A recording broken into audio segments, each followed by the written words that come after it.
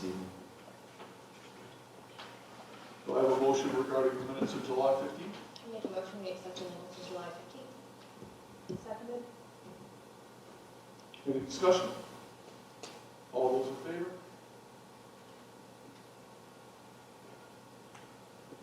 Excellent. All right, I actually have a couple of things to report under my report. First, each year, the Maine Small Business Association requests nominations for the MSBA Business Friend of Education Award. And our nominee this year is Seaside Landscaping and Garden Center. Seaside Landscaping has been an incredible support for our school as we work to develop a memorial garden. They've shared their expertise, energy, and incredible support through every step. They've guided our work, helped design our space, and guided our choices to help us maximize our limited resources. We have called on them repeatedly, and they continue to be there for us, volunteering their resources and even donating garden plants and elements for our growing space. Our garden is becoming more than a classroom space. It is a place for honoring the memories of staff members, students, and community members. It is a space for celebrating students' milestones, such as senior yearbook signings and prom pictures. This year, the garden will be used for senior pictures. It is the center of our school.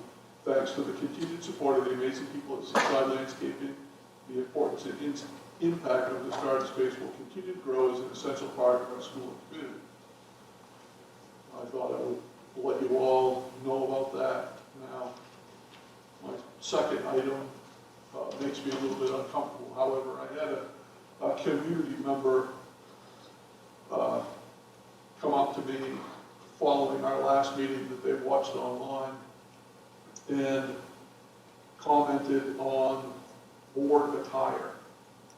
Now, I'm not a representative of GQ, and I'm not going to try to tell everybody how they should and shouldn't dress. However, we are representing our respective communities, and we are representing RSU24, and I guess I would ask everybody to be cognizant of that when you decide what it is that you're going to wear to board meetings, and wear what you consider appropriate. You have only yourselves and your communities to answer to, not me. We have no policy governing this, and personally, I have no desire to see a policy governing this, but I just thought I would make everybody aware that people are watching. So that is it from our report. Mr. Eastman. Yes, just a couple of items. Good evening, everybody. The first item, we did receive word since our last board meeting that the federal funds that we talked about at the last board meeting, the title money, has been released, which is great. We don't know figures yet, but we are told that we'll know something within the next 24 hours, I think, which is great. And I should have mentioned last time, I don't think I did, adult ed was impacted by those good health funds, but they also have that money released, so that's good news for us. And then the last thing is, across the district and all our buildings, the upkeep and maintenance that was scheduled for this summer is on target, and it looks like everything will be able to open up on time. And as the personnel committee report will show in a little bit, we are pretty well staffed this year, which is great news. We aren't used to that, so we should be able to start the school with maybe 1 or 2 positions unfilled, which is just tremendous. So that's all I have. Thank you. Next item on the agenda is public comment. There's a few people, I don't think anybody signed up, but if anybody has anything you want to throw out, now's the chance. Going once, going twice. All right. On to business. Item 1, the Charles M. Sumner Learning Campus Solar Project Revisited. Presentation by Tina Reserve from Revision Energy.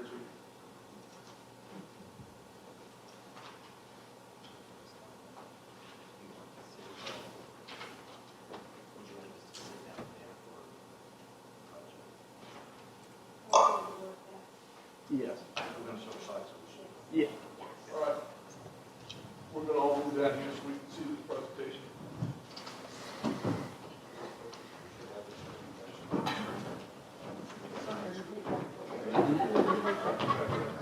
Yeah. Whoops, sorry. Hey, get over here.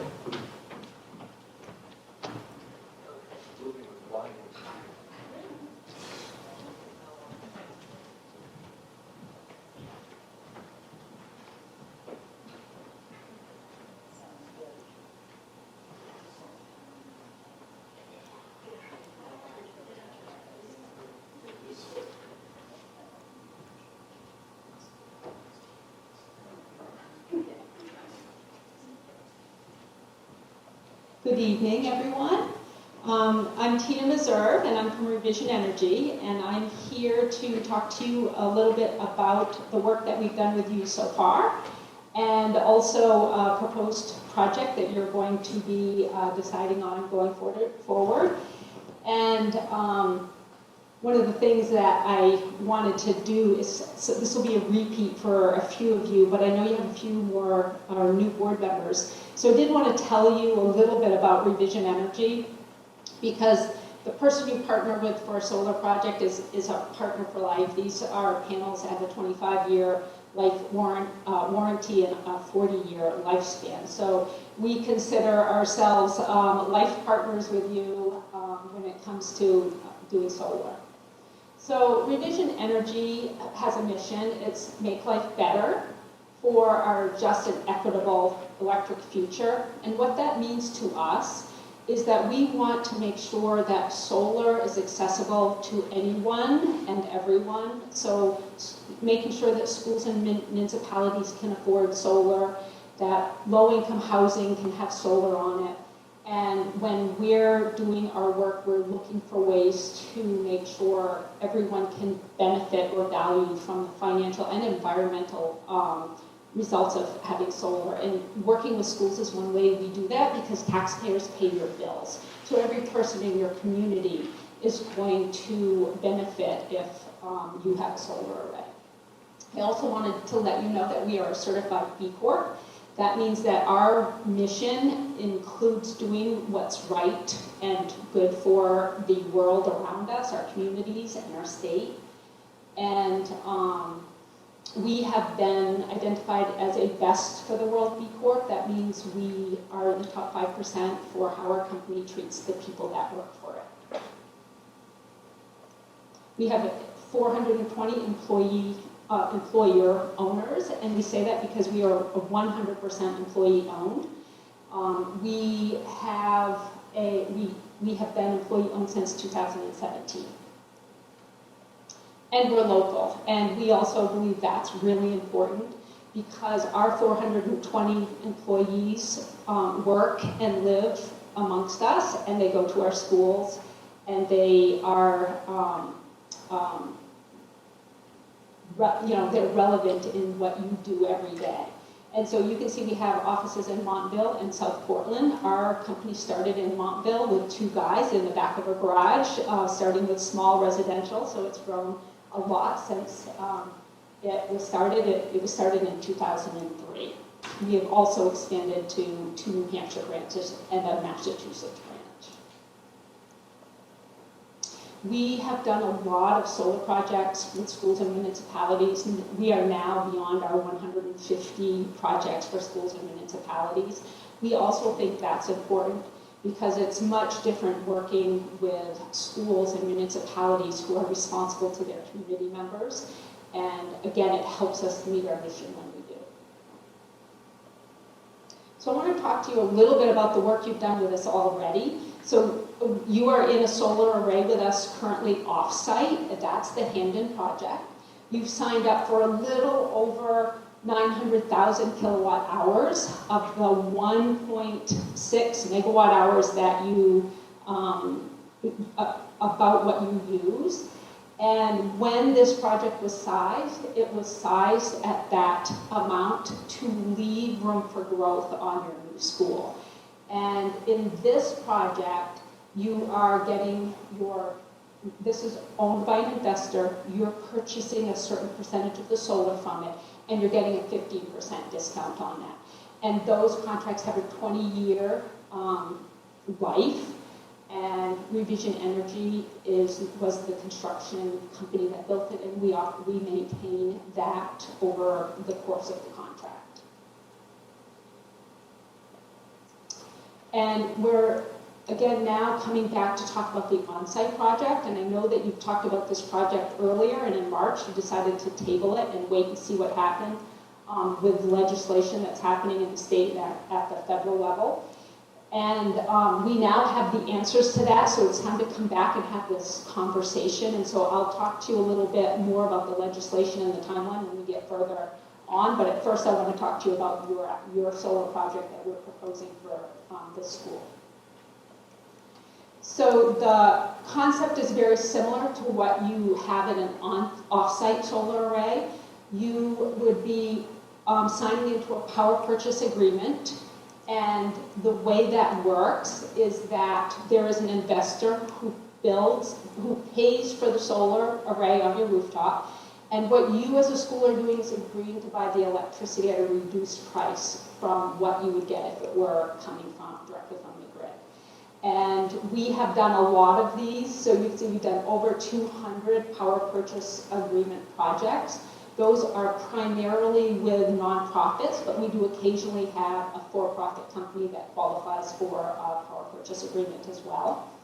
And as you can see, 9 out of 10 of our municipal or tax-exempt partners choose the PPA route, and there's a reason for that. Solar's expensive. And a lot of times, schools and municipalities don't have the money, the upfront cost, to build a solar array. So that's where the investors come in.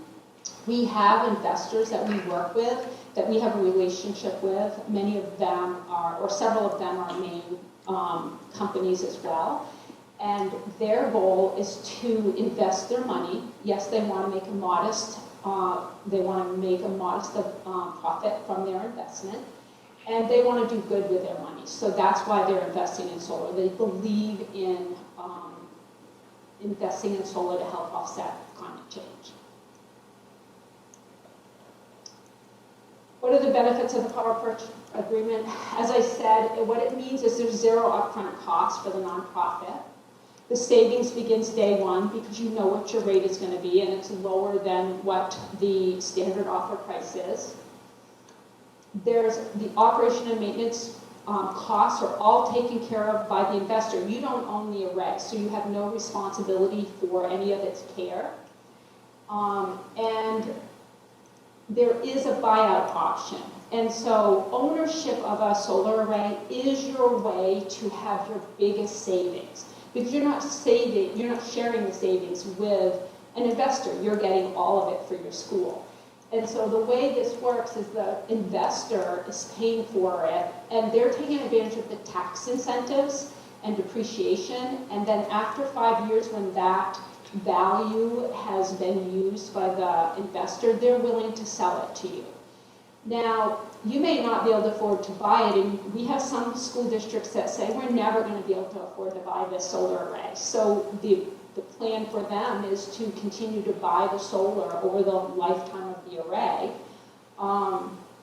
and get it at a reduced cost, save money, but not have any responsibility for ownership or for raising the money to pay for it. We have other schools and towns who start saving right away, and they'll say, well, if we want to buy this out in year 6, we need to put away this much amount of money every year for in a reserve account so that we can purchase it at the earliest possible time. We've had some schools say, oh, we're going to buy it at year 6, but they didn't have the money until year 7 or 8. And you have the option every year after year 5 to purchase it at the fair market value. That is set by a third party, not by the investor, not by Revision Energy. And that price, of course, drops yearly because it's aging.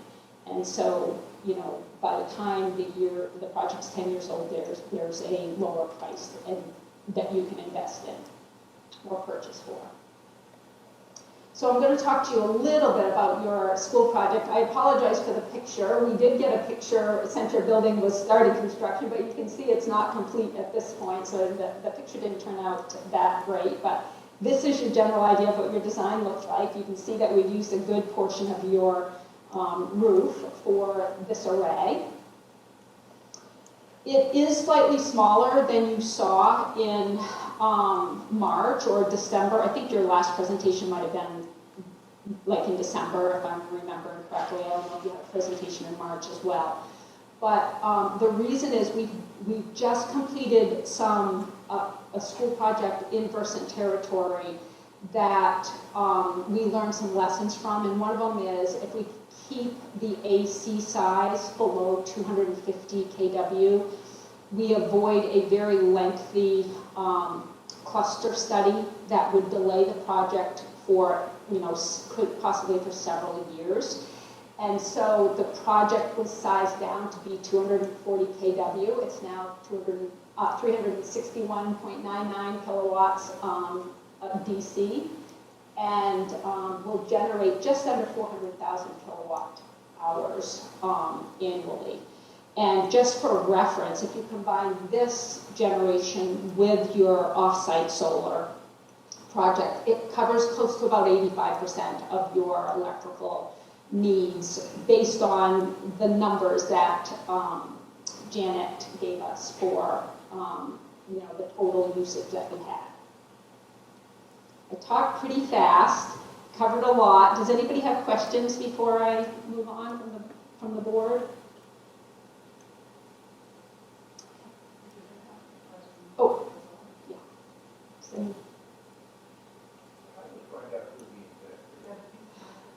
when his question was, how do you find out who the investor is? So when we get to a certain place in the process, we find an investor, and you will get a notice from us who the investor is, and then from them, because from that point on, like you have to sign like an agreement with them. At first you sign it with Revision Energy, and then we hand it over once we get to a certain place in the development process to the investor, and there's a formal process of telling you who the investor is, and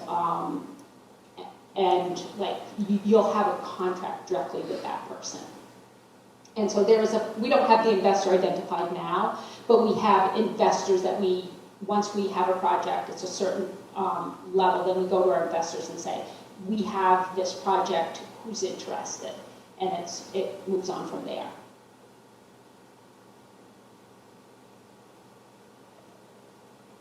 So one thing that you're going to see up here is there's the no upfront cost.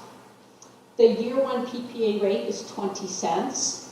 I want to point out for those of you who were here in the earlier presentations, your original price was 17.5 cents, the PPA rate. Because the legislature has changed the rules and there's a lot more risk for the investors, the price is now 20 cents. So the savings is not going to be nearly as great as it was in March. There's still savings, and we'll talk about what those changes were and what the savings are as we go forward. But the PPA rate that can be offered now is 20 cents. The PPA rate escalator starts in year 2, and it will go up 2% annually at that point. And you can see your PPA term is 5 to 25 years. The net energy billing program is a 20-year program. The contract has an option to extend it 5 years at your decision and the investor's decision, and then another 5 years after that, I believe. You can see we have a 6-year estimated buyout. That's optional. That would be $777,000. And the upfront cost to build this by the investor is a little over 1.2 million.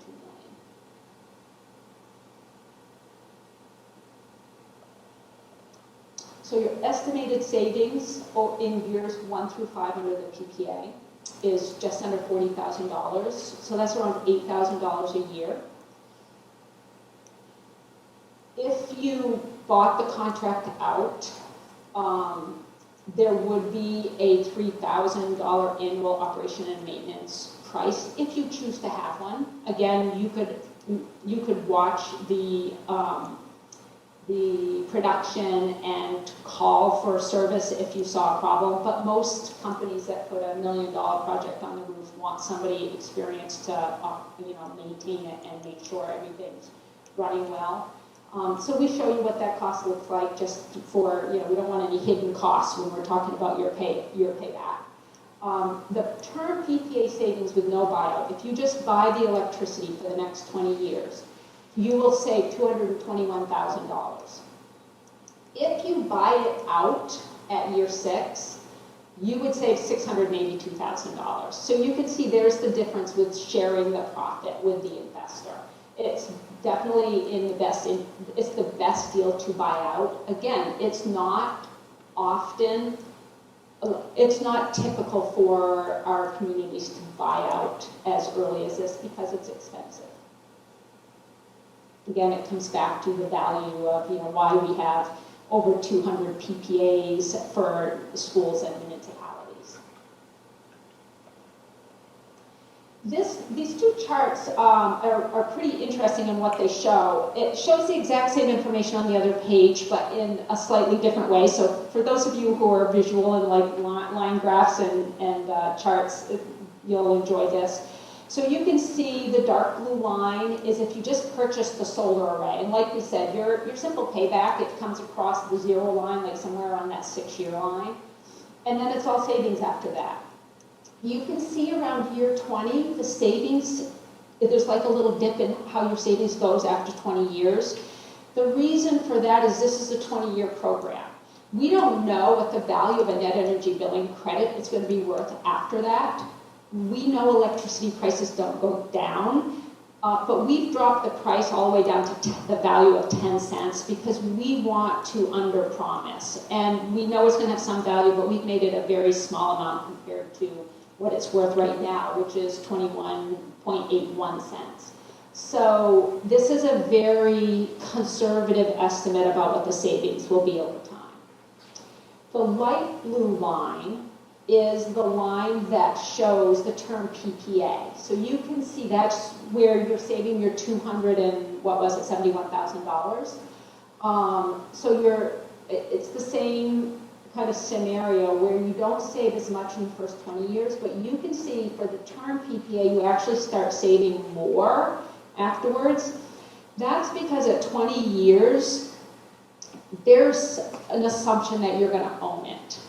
Because there's huge incentives for the company that owns it to turn it over to you. Number one, they've been made whole at that point, right? If they don't sell it to you or give it to you, they have to come and take it off your roof at their expense and make sure your roof is at the condition that it should be when they do that. So again, our PPAs for the most part, it hasn't been 20 years, so we haven't gotten to that place yet. But we know that the decision at 20 years is really strongly in the hands of the school district. And big incentives for the investor to get you to buy it or give it to you. And so that's why you can see that. There's going to be the cost for a solar array after 20 years will be very low, like 90% off the cost is kind of what our estimate is. So that's why you see that one actually kind of gain a little ground later on. And then the middle one is the term PPA if you buy it out at 6 years. So you can see that's still, better than waiting for the 20-year mark. But all of those show what that looks like, in your line graph over there. And then on the bar graph side, you can see the levelized cost of energy over the 40 years if you have a solar array. So you'd be paying approximately 11 cents if you do the PPA with the early buyout for your electricity. Full-term PPA is 14 cents. If you purchased it, if you just had a donor give you $1 million, right, you'd be purchasing it, it'd be worth around 6 cents. Right now, the price that you would get for every kilowatt hour that's generated is 21.81 cents, so almost 22 cents. And that's where your savings come from. So remember, you're going to be paying 20 cents to the investor, and you're going to be getting 22 cents for every kilowatt hour that this generates. So it's generating around $400,000. So 400,000 times 2 cents is where you're getting your, $8,000 a year in savings. If the utility price increased 2.5% annually, which is what it has done for the last 30 years, your annual cost would be 36.4 cents. One of the things we know is ISO New England, which sets the predictions for what energy is going to cost, is saying a 75% increase in electricity over the next 10 years, 6.5% next year. So what we're seeing currently with utility cost hasn't been what has been happening over the last 30 years. But again, our goal is to be conservative and follow long-term data, because this is a 40-year project. We don't know what happened. You know, we're pretty confident what's going to happen in 10 years out, but we don't know what's going to be happening in 30 years out, right? It would probably be a little dishonest to say we can predict 30 or 40 years out on electricity costs. So we're just really conservative when we're showing what our future expectations are for savings. Any questions? Yeah. Okay. So there have been legislative changes that have kind of brought us back to the table here. And I just want to talk about those. There's two things that we at Revision need to think about. One of them is Maine and the net energy billing program and what the legislature has made for changes to that. The other thing we had to watch for is the federal changes to the ITC, or the tax incentive, because the tax incentive is what drives a lot of our investors to the table. And so waiting to find out what happened with those two legislative rule changes was really important, and now we know what they are. So in Maine, the net energy credit value was changed. In the past, what's happened is the net energy billing price rose with energy prices. So if natural gas went up, the value of your net energy billing credit went up, and if they dropped, it dropped. What that means, some legislators felt it gave too much chance of big savings for medium general and large general service users like you folks, right? So if you bought in at 20 cents, but all of a sudden the value of your net energy billing credit is 36 cents, right? Like you're having this huge savings, and they're feeling like it's too much savings for our larger organizations, and that it would hurt ratepayers. So what they did was they separated it out from energy prices, and they put a known escalator in of 2.25% every year. So remember I said your peak aid price was going to increase 2 cents every year? This is going to increase a little more than that. So over time, you'll save a little more money. The gap is going to grow, but you're always going to save money because your PPA rate and your net energy billing rate have a delta. The difference between them is your savings, and that delta is going to grow over time by 0.25%. So not a huge amount, but you will always save money because the legislature has set the price you're going to get for this net energy billing credit for the next 20 years, set in legislation. So the good news for schools is very predictable. You know how much, every time you generate a kilowatt hour of electricity, you're going to know for the next 20 years how much value you're going to get from that kilowatt hour, and it's going to come on your electric bill. The downside is you're not going to have a huge surprise savings that like just blows you out of the water. It's always going to be an amount that's predictable. That's a good thing, and it's a bad thing if you were hoping for huge surprise savings. One of the bad parts about the law change, the biggest problem is that they're ending it, and it's ending at the end of 2025. And there is going to be a new program. The legislature has in their rules that they have to develop net energy billing 2.0. That's my term, not theirs. But there's going to be a new program, but there's going to be a gap between the time this sunsets and that one's developed.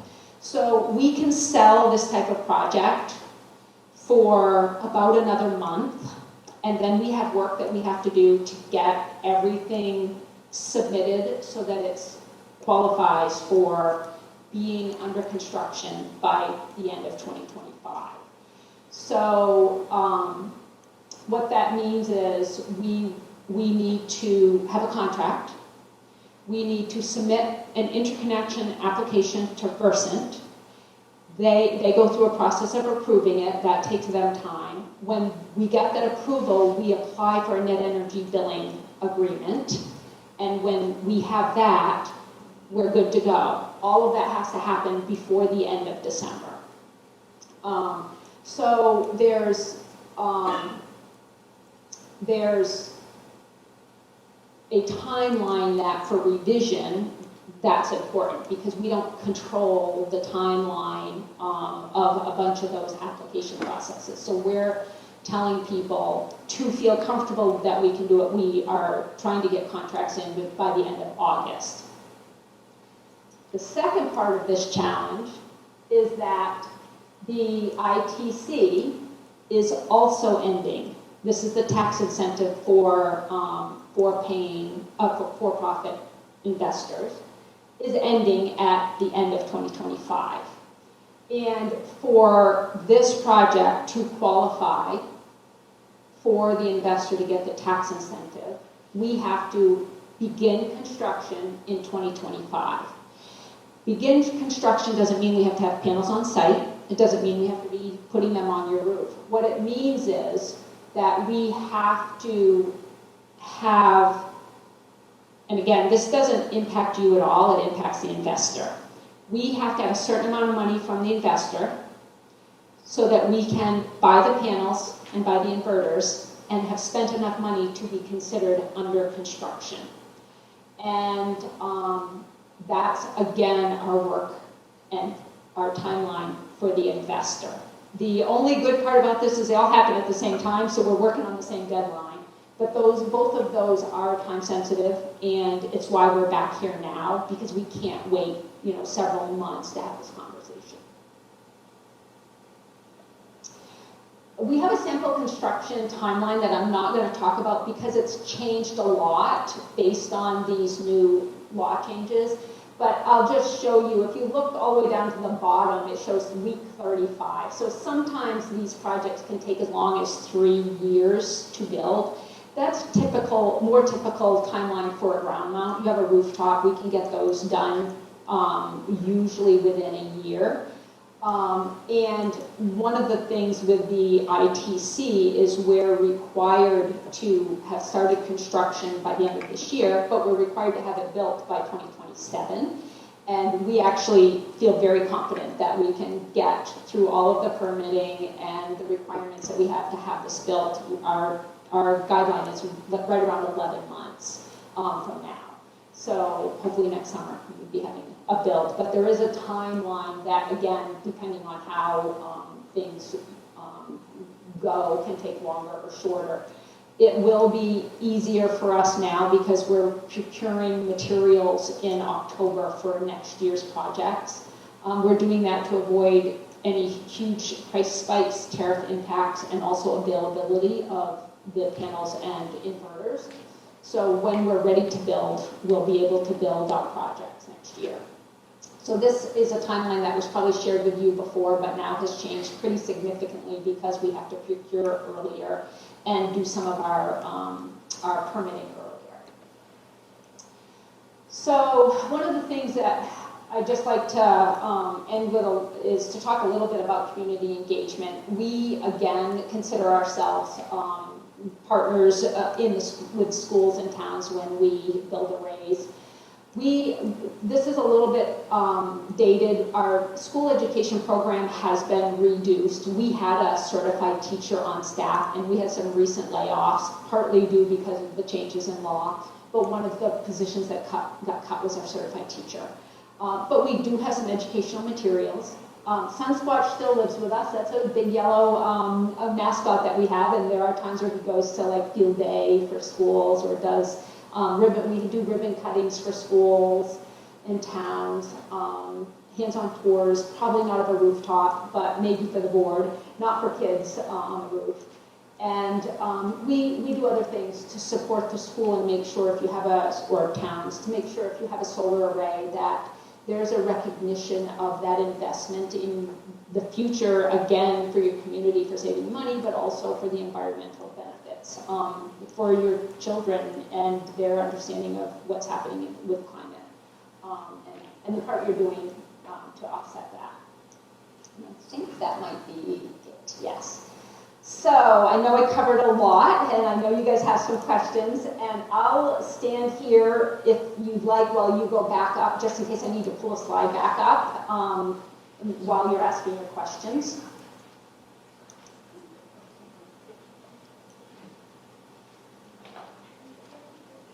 And I don't know if you, I don't know if you want me to come down so you can see me. It's a little, I won't fall off the edge, I promise. Yeah.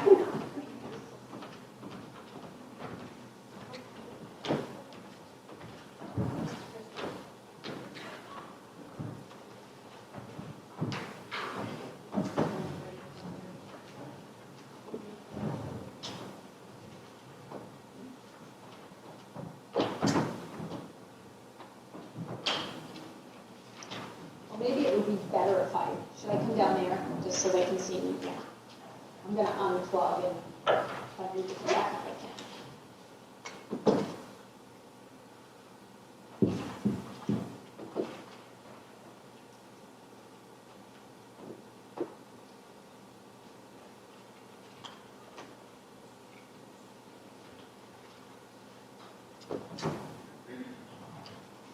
Everybody settled back in.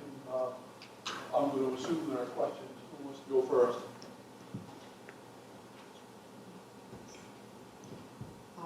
Do you want me to just do, I have a lot of questions. Do you want me to just do all of mine at once? One at a time, obviously, but. One off. Okay. So I was wondering how the company makes, so their profits from the incentives, I assume? Are you talking about our company, Revision Energy? The investors. Yes, so the investor makes money in two ways. Number one, they take advantage of the tax incentives, and they get money from you for the solar. So they're getting their money back through those two means. And so my understanding was for the operation and maintenance that the investor is responsible for the first 5 years. They're responsible for as long as they own it. So if they own it for 20 years, if you never buy it out, they always pay for the operations and maintenance and any costs associated with the solar array. And if you buy it, then you're the owner, you would need to pay for the operation and maintenance and any costs associated with the solar array. So as long as you don't own it, you don't pay money for the solar. Your agreement is to buy the electricity. And it said that if you bought it at year 6, I don't remember what number slide it was, but that the savings after 20 years was $682,000. But what was the cost if you buy it at year 6? Wasn't it $737,000? Yes, and so let me just go back to that slide so I can make sure I'm telling you the right thing. So if you bought the array at year 6, the estimated cost is $777,000. What was the rest of your question? I'm sorry. So if we bought it at year 6, Yes. after 20 years, we would save $682,000? Yes. So we would technically be in the hole? Yes, and so do you remember how the orange chart dropped down and then back up? Yeah. So you would be in the hole for the amount that you paid, and you would be getting your payback, like when you paid it off, comes in somewhere around year, looks like 10 or 11 on this chart. So essentially, you would be paying up front, but after that 11th year, you essentially have paid for the cost, and you have your own power plant. You're generating your own electricity, and you've already paid for it, and it's I'm going to say of no cost to you, but of course there's maintenance costs and things like that. But the electricity has been paid for, or the project has paid for itself at that point. Okay. And then, let's see, I had a question about 40 years.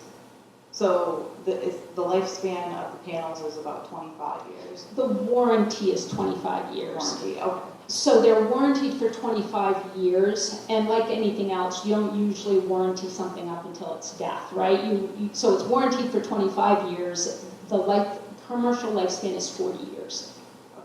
Okay. And I'm assuming that the projections take into the depreciation Yes, of the panels, so they're not gonna work Yeah. as if they're brand new. yes, So the energy production and everything that is presented to us is accounted for? yes. There's a 3%, a 3% D-rate calculated into what the project will generate for electricity. I can tell you what that is. Just one second. That slide that shows that. I can read it to you. So the way the cash flow works is we don't want surprises. So we've, again, been cautious to account for the D-rate in there, to account for any O&M costs you would have. We have it in there for an inverter replacement at year 20 because the inverters aren't going to last 40 years, right? They're going to last maybe 20 years or 18 years. So those costs are all accounted for in your cash flow. And generation for year 1 is listed as 397,630 kilowatt hours. By year 40, that would be estimated at 353,664 kilowatt hours. And so the D rate again is more aggressive than we actually see in our panels, but we do it at that level because that's kind of an industry average. And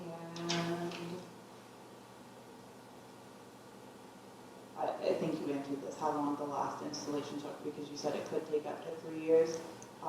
And it was because you said something about Sometimes- the 240. Yeah, so we have to be done by the end of 2027 with this project. We are very confident we can meet that timeline because it's a roof-mounted array. For ground mounts, the permitting can take a lot longer because of environmental studies and endangered species and a whole host of, like permeable what the surface, like how much of your surface is covered. The one thing that can take longer that we don't control is the interconnection application process. And so, like I said, we've just completed a big school project in Versant territory. It probably took us maybe, I'm trying to remember how long, maybe 4 months for that process. And we've used the lesson learned and reduced the size because if we hadn't done that with the other one, we were told it would go into a longer time study. And so we are expecting this to be easier to get through, but we don't control that. That's the utility that decides, yes, you could, you could sign a contract and the utility could come back and say, no, you can't build the project. And then we have to cancel the contract. We don't think that will happen. We work with them for 20 years now, so we kind of know how to get projects built in Maine. But at the end of the day, they have the say in what the grid can handle and whether the project can be built. And as far as if, I know you're confident that you guys can, but if you couldn't, what happens? Is that something that's on us? Is that on the investor? Like what? Yeah, the problem is with the investor because the 2027 build is the requirement for getting the ITC, right? For them to get the tax credit. So that's all between the investor and Revision when they're writing their contract, like what kind of assurances can you give and what are, things that are out of our hands and that kind of thing. But all you're agreeing is to buy the electricity. So the one risk you have is that the array doesn't get built and you're buying your electricity like you always have from the utility. And we don't expect that to happen, but there have been times when we've had to cancel contracts because, we couldn't get an interconnection application. And with the investors, you said we have the option at year 5. So the contract is originally 5 years. So does it go yearly? Is that something you negotiate with the investor? Is that something that you? Yeah, you actually have a 20-year contract. Okay. And just the option to purchase after 5 years is your option. They don't have a say in it, right? You get to say, I want to purchase it or I don't. But you have a 20-year contract until you say we want to buy it. And if you bought it out at year 8, the contract ends at year 8 when you buy it. And as far as the maintenance of the projects, so it's installed on our roof. Does that void the warranty on our roof? I'm assuming we have a warranty because it's a new building. Yeah, we have a process our process maintains your roof warranty. So, I tell people, we're rated #1 in New England for rooftop solar, and we would not be building solar if we caused leaks in people's roofs. So our process is that there will be either your roofer or a third party that you select that inspects the roof before we go up, and comes back when we're done to make sure there are no problems. And that's how we go through a process to maintain your warranty. So your warranty will not be impacted if you put solar on your roof. So, but if there were to happen to get leaks or anything on the roof, that would be our responsibility? If there were a workmanship problem, like if there were something with revision, I'm sure we would need to take care of it, but that would be found early on. Like, we don't penetrate your roof at all when you have a flat roof. The solar array is essentially on there on its own platform that's held just by gravity. And so we don't penetrate your roof, we don't cause any damage like that, and what your roofer's doing is come to say, if there are scratches, they have to be repaired, right? Like, we leave it the way we found it. And somebody else is deciding that, not us. I think that covers most of my questions. If anybody else has any? Thank you. As I recall, there was a question about the inverters back in February. I was just trying to look at my notes. The inverters, there was some question about where they were being ordered from, and so on.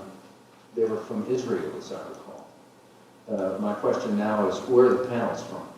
Our panels come out of Singapore. We use, I'm drawing a blank on Silfab 530s on your rooftop. They're a German company, I believe, but the panels come from Singapore. So none of our panels are coming from, like people say, are they coming from China? Are you going to get hit with, big tariffs? Are they cheap panels? No, our panels we only buy tier 1 panels. So the highest rated panel, and they're rated for Maine winters, cold weather. We can't use a panel that we use down in Florida. It's just, it's not apples to apples in that way. So these are Singapore, German-based. Yes, and I'm happy to send information. I'm saying that off memory, and Okay. I'm happy to confirm with you and send the information to Michael or Janet about where they come from. But I know I don't know where the inverters come from. It's one of the things that We looked it up back in February. I The was just solar looking at my energy. notes, as I recall, they were Israeli-based. Just curious, nothing is available that's made in the States. So we are working on our domestic content because that's really important to some companies, like particularly some for-profit companies. They can get a higher tax break if we can meet domestic product. About 2 weeks ago at one of our team meetings, we were like, we think we're going to meet the domestic content requirement that will bring in a better tax rebate for customers. And then a week later, they're like, actually, we probably aren't because the panel was significantly more expensive that we felt it would make us unaffordable. So now it's, if a customer asks for it, we can get the U.S., the domestic content, but they're hard to come by right now. Right. I thought they might be. Yeah. Thanks.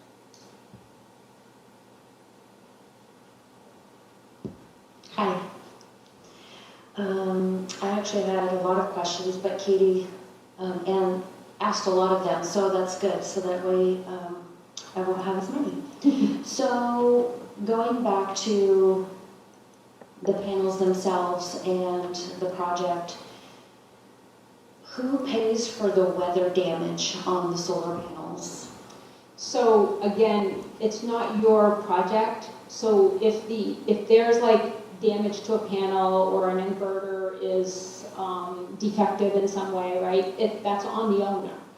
And they have big incentive to repair it and repair it quickly because they are getting their money for every kilowatt hour it generates. So it's the responsibility of the owner, and the incentive is to the owner to do it in a timely manner. So that, it's not just, you only pay for what it generates. So if it's down to 300 kilowatt hours, it means you don't save as much. It's not great for you, but it's really not great for the investor either. So there's a win-win to keep it, at its peak performance. And they have a operation and maintenance plan with Vision Energy. We monitor the production on a monthly basis. It can even be weekly, depending on how high of a plan the investor wants, but most of them go with monthly monitoring we get like a flag if something's off, and people will call us and say, hey, I got this flag from from Versant that it didn't generate. And we're like, well, it snowed last night. That makes sense, right? Or there's no reason we should get on there and check to see what's going on. So we are the company that takes care of your system for you. So the amount that you had proposed that this system would generate is 397,000 kilowatts per hour for the entire year, correct? Yes. So what months are we not generating power? So the chart that you would see, if we have software system that takes into account your location and what the weather is like in your location, and it predicts like how many days there's going to be snow covering your panels, or if you were in a place that had a lot of ice. Yeah, something like that. So every location is specialized. Like if it were in Fort Kent, you would see like big production in April, May, June, July, August, September, October, November, December. All of a sudden you're going to see way down in December, January, February, depending on how much snowfall. Then you're going to see it jump back up. So when we determine how much kilowatt hours you need, if you're we're not filling 100%, but say we wouldn't look at, oh, you need 10,000 kilowatt hours each month. We would say, how much do you need for the year? Because sometimes you're going to be way over. You're going to be banking that money. And in the winter, you're going to be using it when you're generating less electricity. And so you're trying to size it so that at the end of the year, you've gotten what you need for your electricity coverage. You would need more to cover 100%. But a lot of times companies will say, hey, give us 90%. Then if we save a little electricity, we will have more than we need. But if we need a little more, we'll have it. So that number is an estimate. Absolutely. It's based on we can't control the sun. So I don't know if you remember a year ago in June, we had 4 days of sunshine. I'm in a solar array with our company, an off-site one like you are. And it was like 20% of what they expected. Mm-hmm. But when I asked to see my most recent one, you're going to be really happy to see May and June this year because they were way higher than predicted. And last year it was horrible in June. So yes, it's very reliable. I see you'll get a production report every year. And so you can say, oh, they estimated it would generate this much. This year we're at 98% of that. Sometimes I see 102%. But we're typically within, our goal is to be within 5%, but we're typically within 2 or 3% of our estimate. Okay, and then if we don't buy out, let's say we don't buy out the project at the 20-year mark, mm-hmm. What happens then? So you can say to the investor, still great, giving us great electricity at a savings, we want to keep buying it. And they're going to say, okay, right? That's to their advantage to keep getting something for the array. They're not getting tax incentives anymore. It's not, the only money it's bringing in is what you give it. Or you can say, we're done, we're going to do something different, we're going to put a new array up, we're going to, whatever, right? and they have to come and take it down at their cost. So they're getting paid by Versant Power, per se, 20 cents per kilowatt hour, and we're getting reimbursed and/or a credit to Versant at less than 2 cents per kilowatt hour. That's not the way it works. So essentially, they're generating, the array is generating a kilowatt hour, and the investor's charging you 20 cents To use the power. to buy the power. So you're buying the electricity that comes from this array for 20 cents. You're paying the investor. Which is set by the Maine Public Utilities Commission at the 20 cents. No, that's the investor saying, this is what I need to be made whole, right? They're saying, to make my money back, I need 20 cents. So your 20 cents is all with the investor. You're agreeing to buy the electricity for 20 cents. The electricity your Versant is going, for every kilowatt hour that comes from this array, they're going to be the ones giving you the 21.8 cents, or just about 22 cents. And that will escalate 2.25% every year. So starts at 22%. What does it end at? Let me just look here on the chart.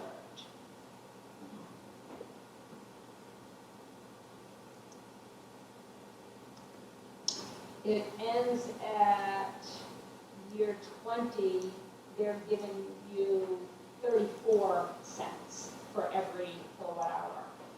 And you're paying the investor 29 cents. So remember how we said it would grow a little bit every year? So that's how that process works. So how does the net energy billing tariff rate program come into play on this particular project? Because from the information that I was able to obtain, the Maine Public Utilities Commission sets the rates at 20 cents per kilowatt hour that is put out. Yeah, so CMP right now, the rate is 20 cents, but Versant is 21.81 right now.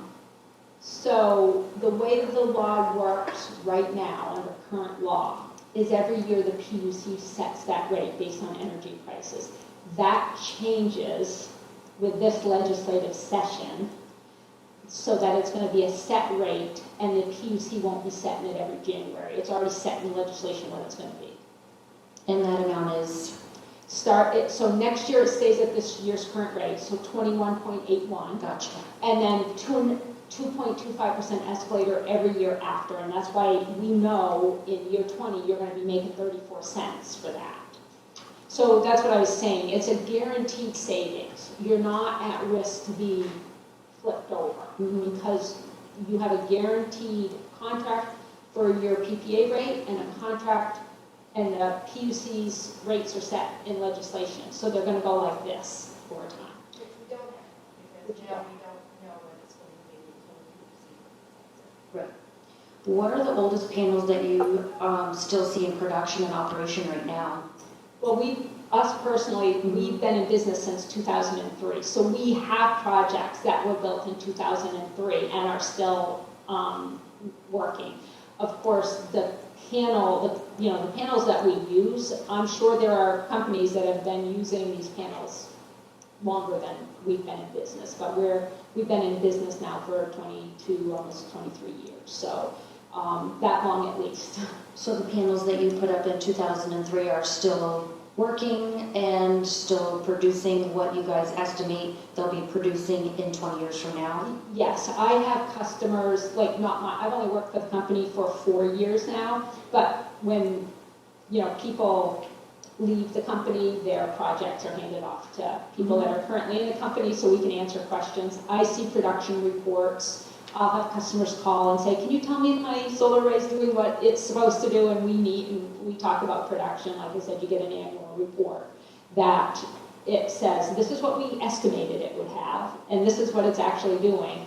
And it will say it for every year since it was built. And so if you built it 10 years ago, like we built, I was telling Janet, I think Camden Hills was built 9 or 10 years ago now. And so they will see, this is how it did this year. This is how it's done since we built it on your school. And so they'll see a 10-year comparison to what we estimated.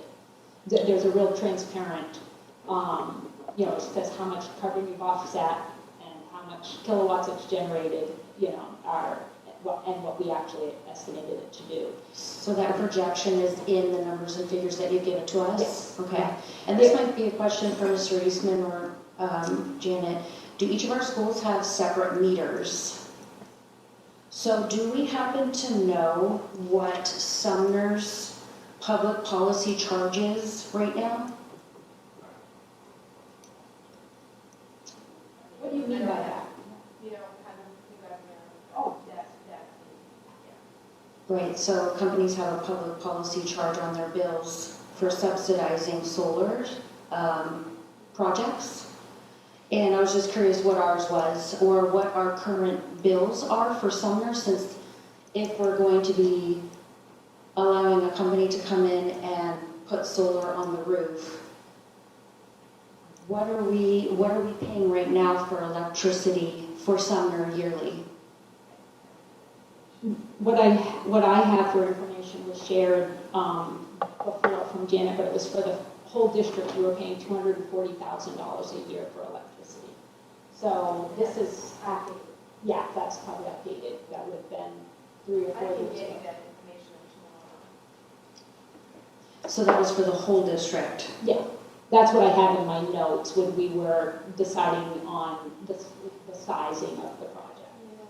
Yeah, I'm just looking at. I didn't bring And one thing that I would say is I do have like a one-pager for organizations to talk about like what's on your bill. Those, there's been a lot of misinformation about who's been charged what and how much of it's solar. And I know we have the percentages, like a lot of those costs are because of storm damage and repair to the grid. So there's not a charge on there to cover the cost of solar. There's a charge on there. It's all included? Yes, it's Right. all included. And so you'll often hear people saying solar has caused these rapid increases in price, and it's actually quite a small percentage. I do know the PUC can also tell you what that percentage. The PUC can tell you what percentage of the increases and of that fee are because of solar. And when I tell people that, they're really surprised at how small the amount is due to solar, because there are some people out there do not want solar. They want to, keep make it like a divide, a political divide, like only certain people have solar, and we do the opposite. We say every community ought to be able to benefit from the savings, not just the wealthy, not just the for-profit companies. We want schools, and we want our indigenous population, we want low-income housing, owners to be able to pass those savings on to their tenants. So who pays for the transmission and the distribution of power that comes from the array if it were to be on top of the roof?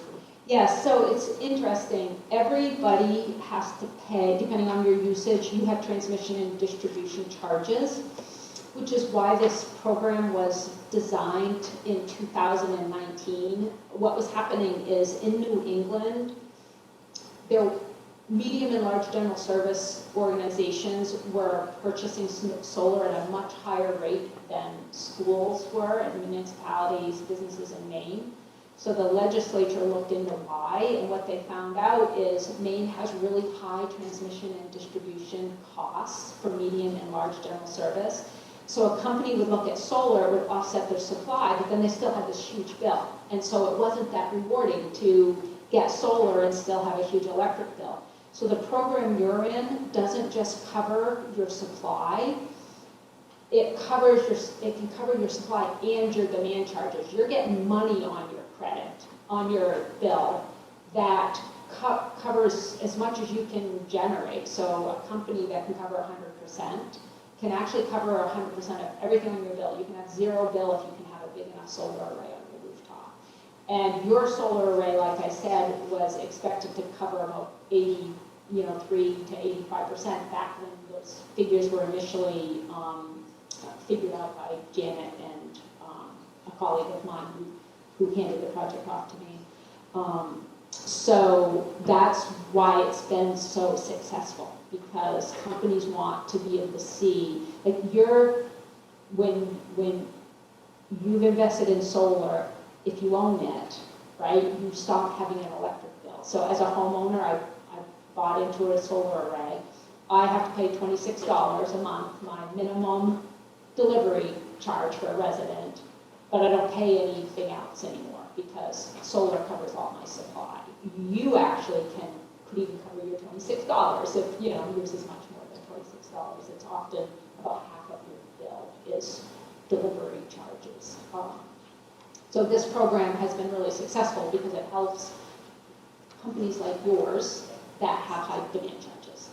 So the transmission and distribution is not being spread out amongst the community in regards to taxpayers and ratepayers? Everybody pays transmission and distribution for the amount of electricity they use. So that's the way that works. They're not going to have to pay because everybody has to pay their own fees based on their usage. Do we have other solar fields in our area that are feeding into the grid? I'm sure you do. I don't know if we have, I know we have one in Trenton. We have some in this area. I don't know if we have some in your community or not. But I'm sure there are solar arrays. There are solar arrays all over the state. Right.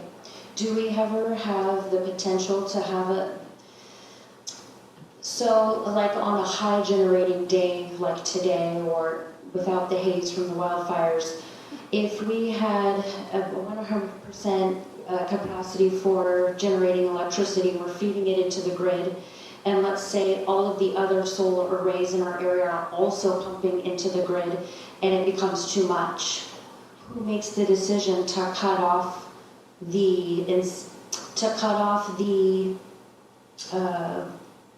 The source. the source, which would be Sumner or RSU24, who has the power to turn that off and not let you generate credits anymore? So the way these studies work is they only allow so much to go on.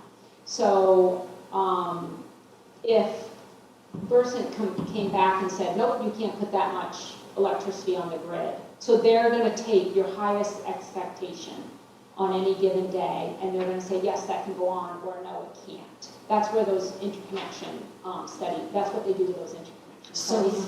Versant has the power to say, we don't need any more power from RSU24, so we're not going to generate any credits. That's not the way it works, because what's going to happen is, say it's a hot day and you're generating, or even a cold day, because they're more efficient when it's cold. They're generating at their peak. That's when everybody's using more. So the solar projects in the east have saved, if you just Google how much have solar projects helped the New England grid on hot days, you'll see all kinds of articles from ISO New England. But like I said, it actually helps stabilize the grid on those hot days or cold days if there's not snow covering. Yeah, there's not snow covering. And they're taking worst case scenario or highest generation in when they allow it to go on. So could Versant say, you got to disconnect your solar? Yeah, we have an automatic disconnect if there were an emergency. But that's not how it works. They're only letting it go on to the amount that they can handle. At its So best. they'll only give you credits based off of what they can handle. I think you're going to get credits for everything you generate. Correct. And if they say that you can't have that size array, you just won't have that size array. So there's not a need later to limit your production. Because Later on, the person isn't going to come and say, shut your. Right. That it's. Yeah, no, I'm talking about on days that have high generation of Yeah, power they where want it. everybody's feeding into the grid. Yeah, And they if want it's that. too much for them to handle, is it a potential that they could say, we can't handle anymore, so we would like to not shut you off, but not collect as much power from you as what you're generating? I think the answer is no, but you're asking like a hypothetical, could it ever happen? And my my understanding is no, that's not how it works and that would not happen. But again, I have Right. I have a certain amount of knowledge and I'm not an engineer, so could there be some strange anomaly? I can't say. If I could interject briefly,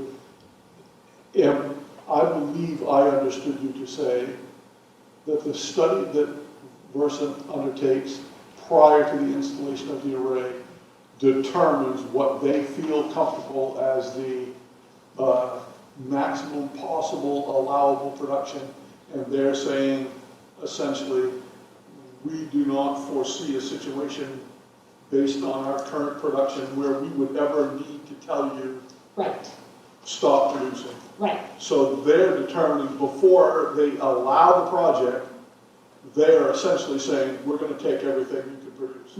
yes, that's what I'm saying. Okay. So unless something were to change, which I guess we have no control over at this point with legislation, but with Versant, the only thing that could ever happen would be somebody else might try to do this and they would tell them, no, you can't, we're maxed out on That's what we can right, allow. that's exactly how the process works. Thank you. So on the array itself, Revision holds its own insurance on the array itself? So we have workmanship for 5 years of warranty. The investor has to have insurance. They own it. We're the construction company, so we build it and maintain it, but the investor has to have insurance. And you have to have insurance for your building.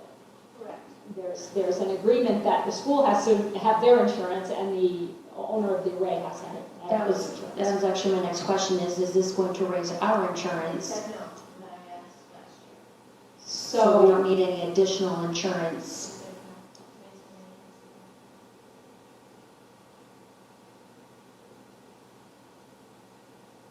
no. And I know that you talk about the roof repairs, that those are covered under warranty, and if there's any roof repairs to be made, it wouldn't necessarily be revision, correct?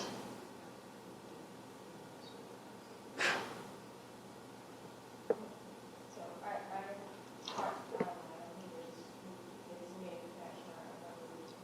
And there's a process after the array is installed. They'll send down our lead contractor that installed the roof to look at the roof and make sure that there has been damage to it. And we would not be responsible for any damage that would lie with the revision. yes. All right, if you're good, Carl, I'm going to take a couple questions for some other people, at least give you a chance to look through the rest of your notes. Yep, go for it, thank you. Mayor, you got a couple? Did, this might be a dumb question, but if whoever invests or is our investor, can they ever back out of the investment or sell us to another investor? That's a great question. It would definitely be in your contract, but I have never heard of that happening because these people they're investing their money with, because they're mission aligned. You know what I mean? They are doing this because they want to offset carbon. And so they are the ones that want these 20-year contracts. They know the lifespan. So I've never heard of that happening. Is there any language in your contract about how that would, if that were to happen? I'm sure there's language in your contract on that. Yeah, I just know with the last 12 months, there's been a lot of change to the legislation about it. Yeah. I didn't know if for some reason there was an executive order or something that shifted it, if that would allow for us to end up kind of doing a lot of work without getting the benefit of it. Yes, I mean, again, we're a company that's a B Corp for a reason, right? We believe in making things right and doing right by our customers. And so from our perspective, no, and from the investors, they have the same mission alignment. That's why we work with them.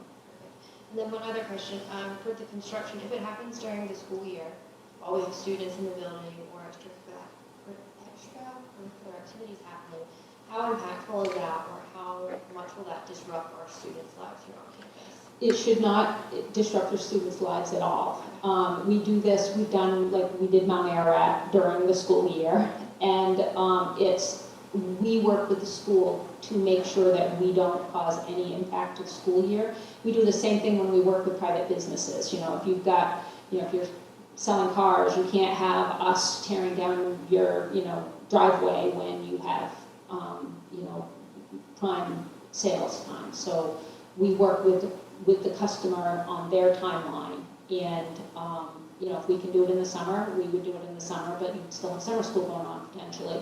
And if it's during the school year, the same thing. We work with the school to make sure we're in alignment with what the school needs. Thank you. Anyone else? I have a couple quick, well, I hope quickly. The 2.5% annual increase that's built in,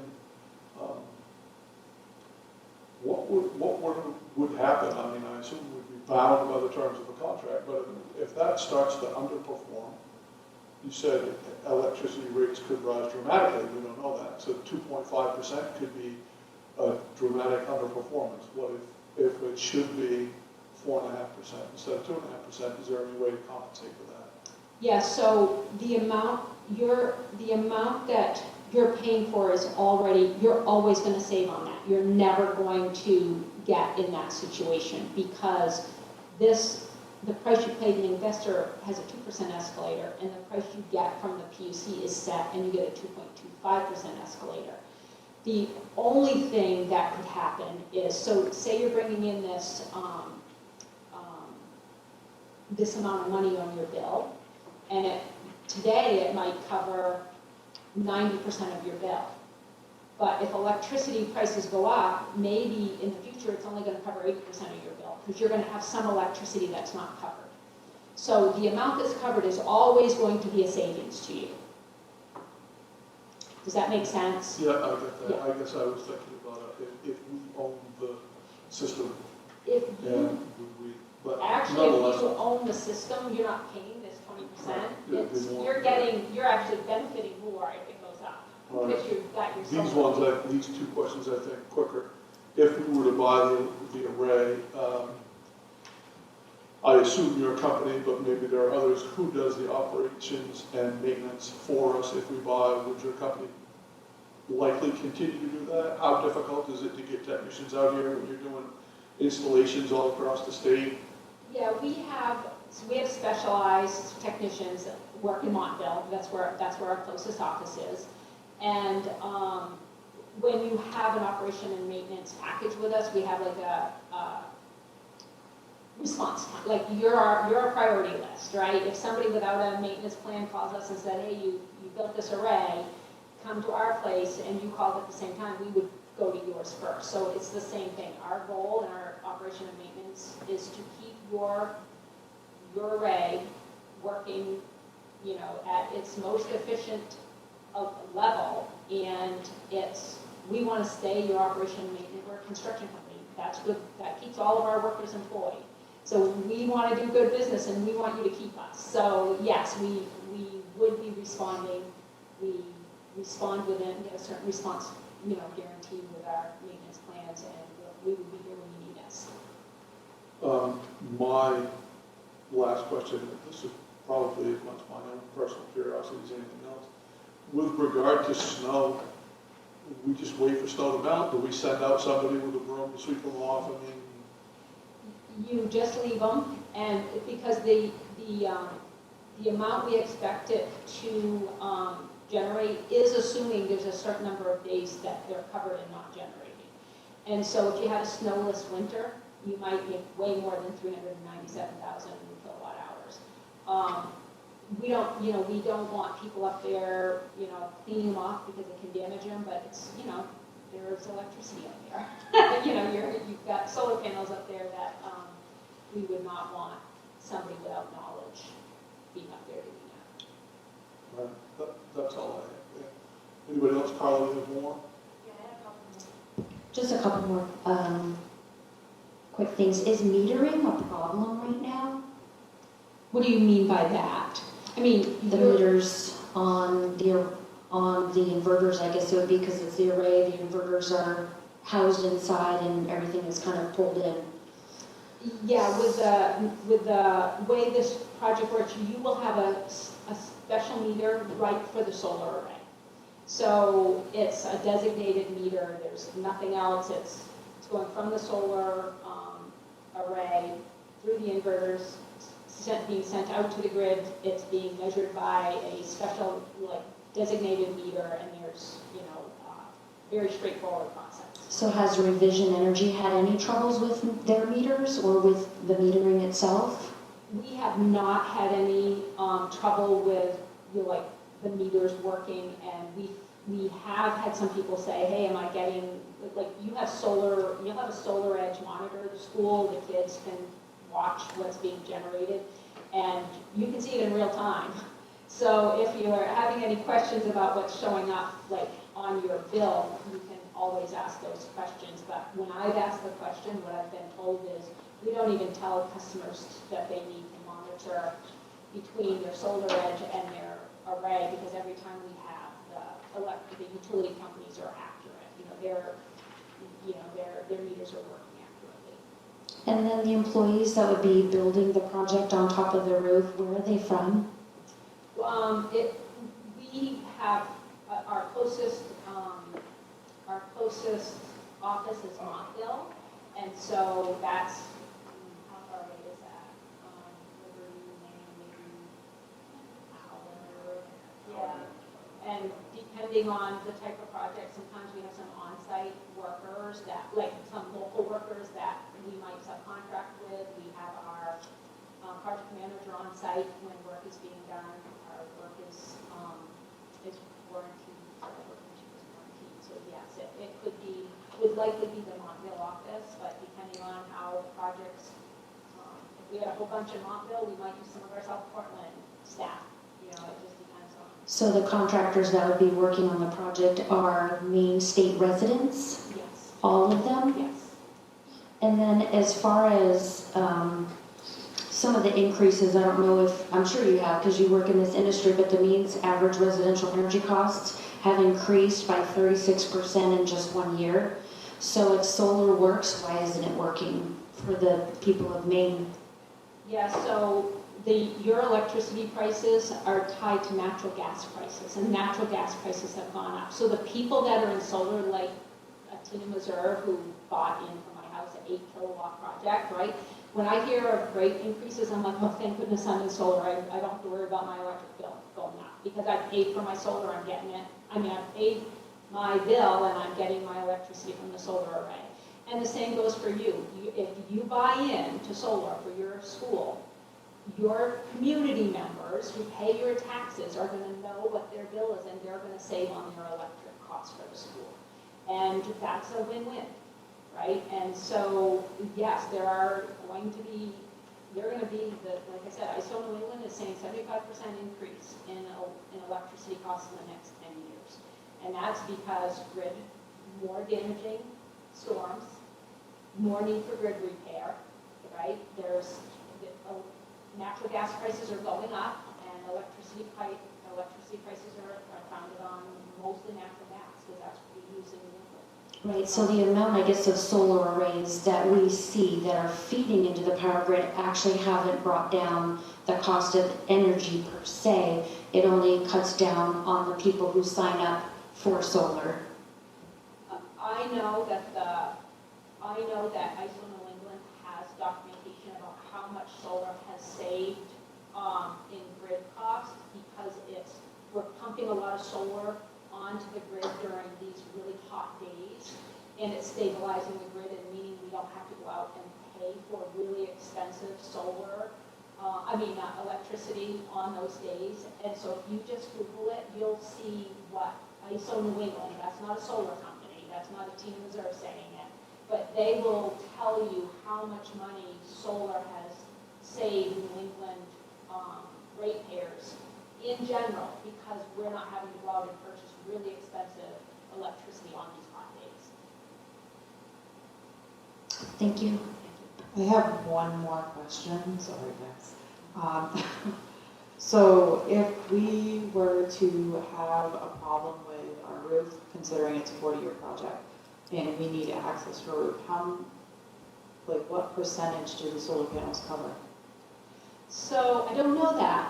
You saw the picture. It looked like a lot. Yeah, I would say, just estimating by what I saw, like, it looked like it covered maybe 65 or 70% of the roof.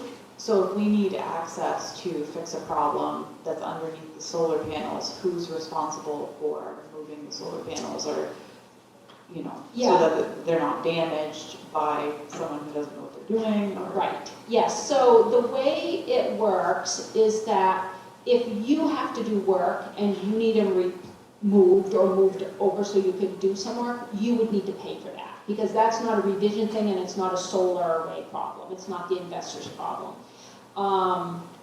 And one thing that I know is like the solar panels actually extend the life of a roof because sun is what causes deterioration of roof more than anything else. So you get some protection from your roof because of the solar panels. But like you said, if like Winthrop High School had to replace their roof a few years ago, and I saw it on our work order that we were taking the panels down, they were replacing the roof, and they were putting them back up. And again, they owned them. It wasn't a PPA, so but they paid us to come, and we were like any other construction, job on site, they had to pay for it. What would be like the estimated cost or something like that? It's really hard to say because it would depend on how much had to come down and how much had to go back up. I think Winthrop, I hate to say because I would be guessing, but I hate to say because I would be guessing, but I could ask if there's like a certain amount that, I don't know if we have a number because every project would be different. But there could be a cost. Thank you.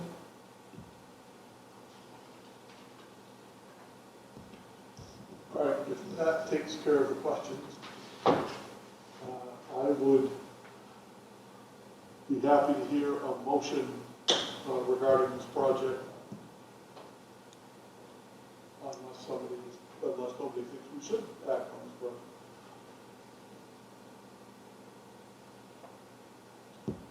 I make a motion to approve the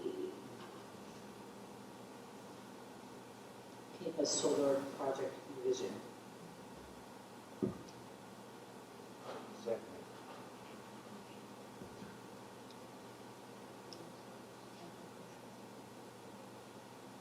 Second. Okay.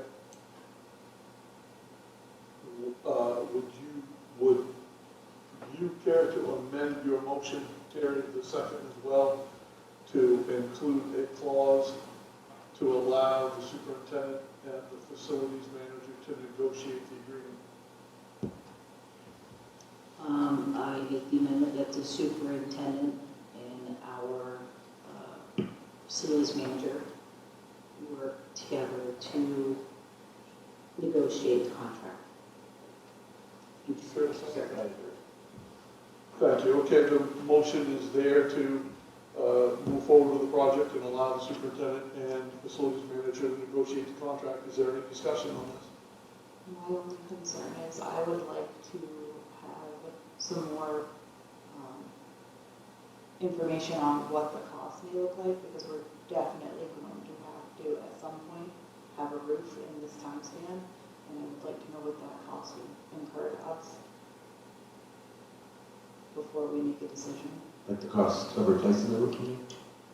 Well, the cost, so we would be responsible for taking down the solar panels and reinstalling them, if that's what you.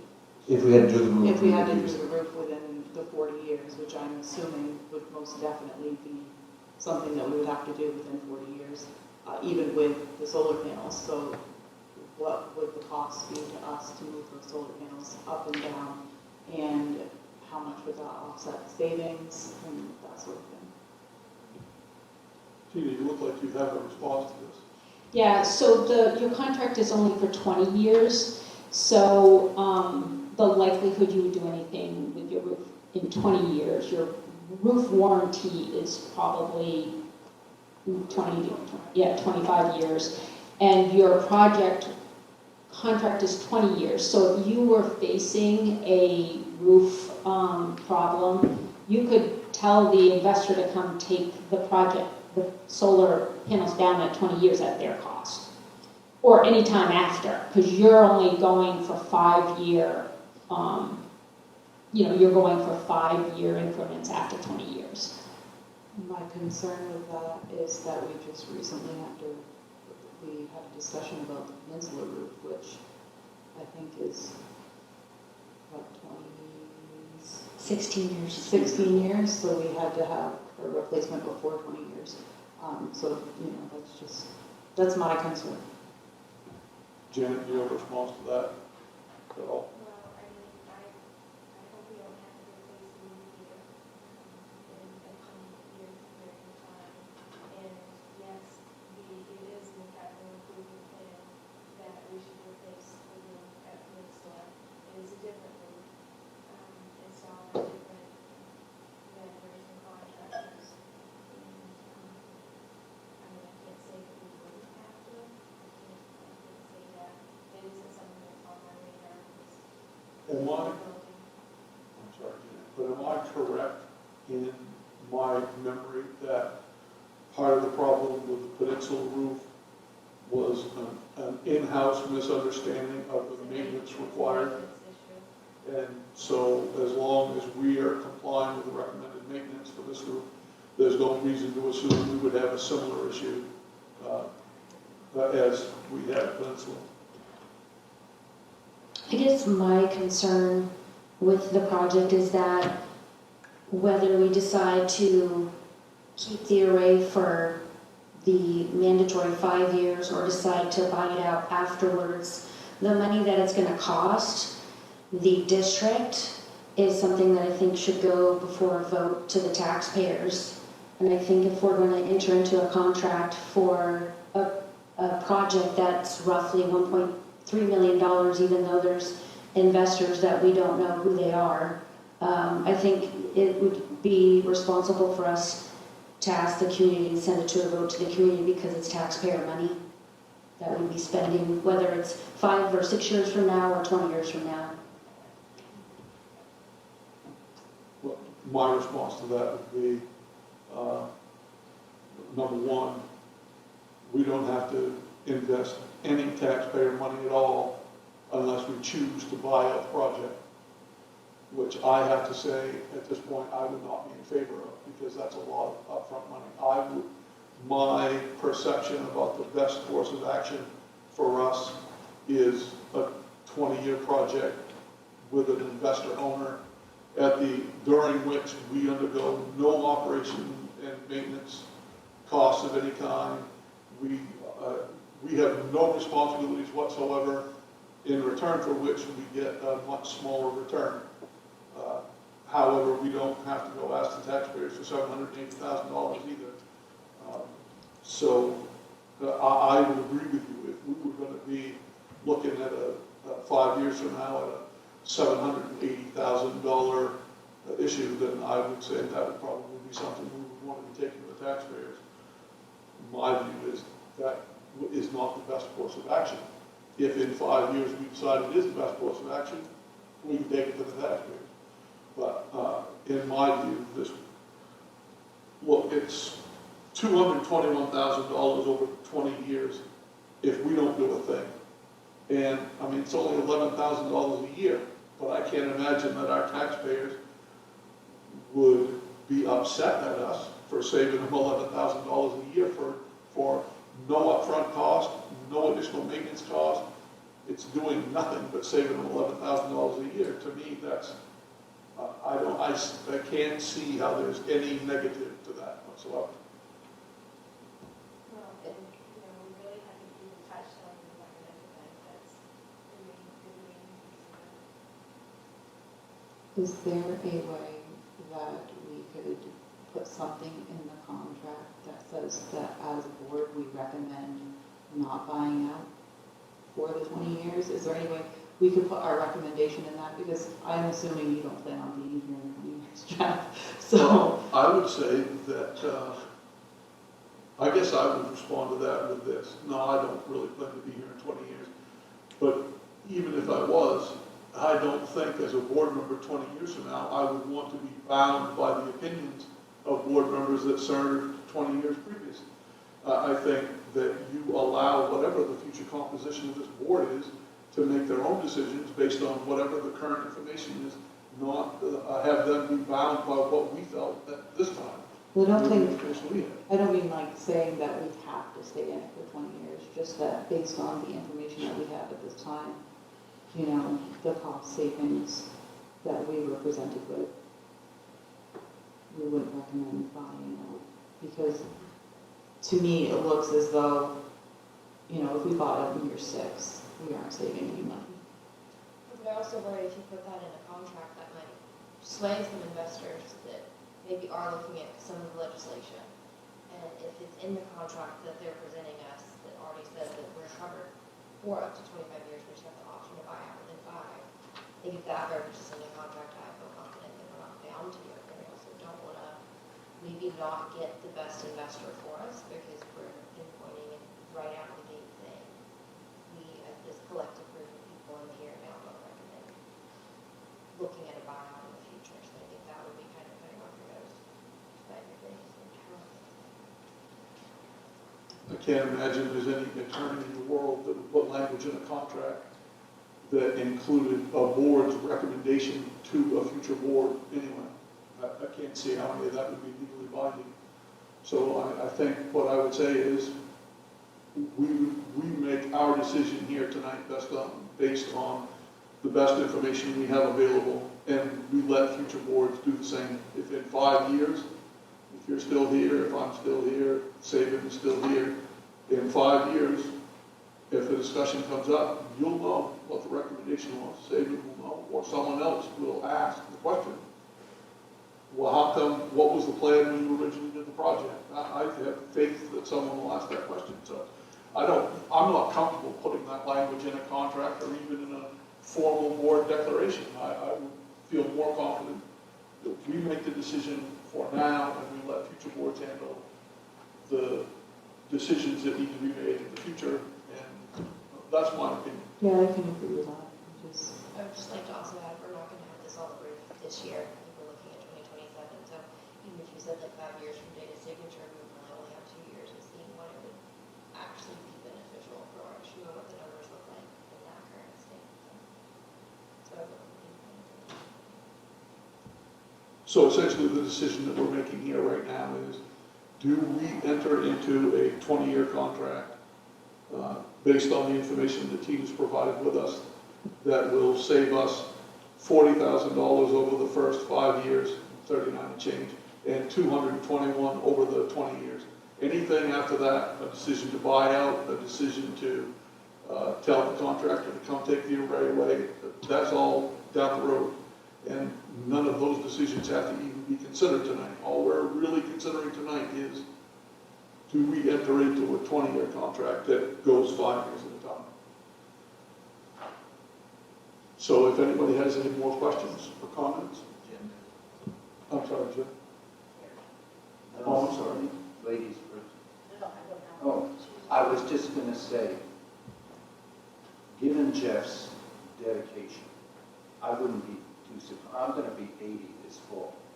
This man is not going to be 80 in 20 years. Don't be too surprised if he is here in 20 years, arguing the same damn thing.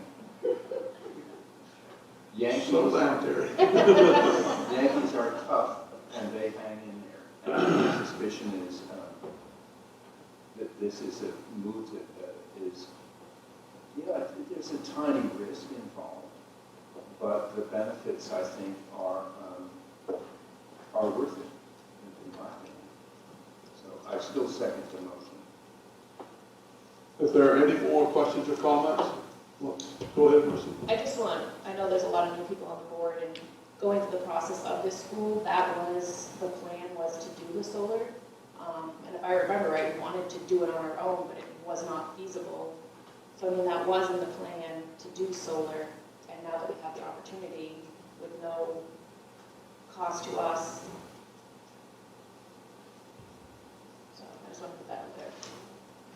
Yeah, I'll just expand on that a little bit for those of you that don't have the entire background. We did pay a significant chunk of money to have the roof structure beefed up in order to accommodate panels. This is the first school in the state that was built with heat pumps as a primary heat source. They obviously run on electricity.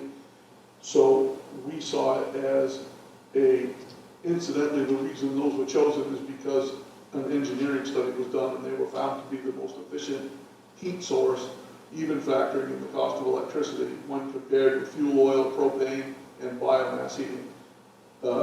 And it took a little bit of a fight with DOE because even though they were the most efficient heat source, DOE had a firm policy about not including air conditioning in school building projects. They finally, when faced with the engineering study, relented, and this is the first school in the state with heat pumps.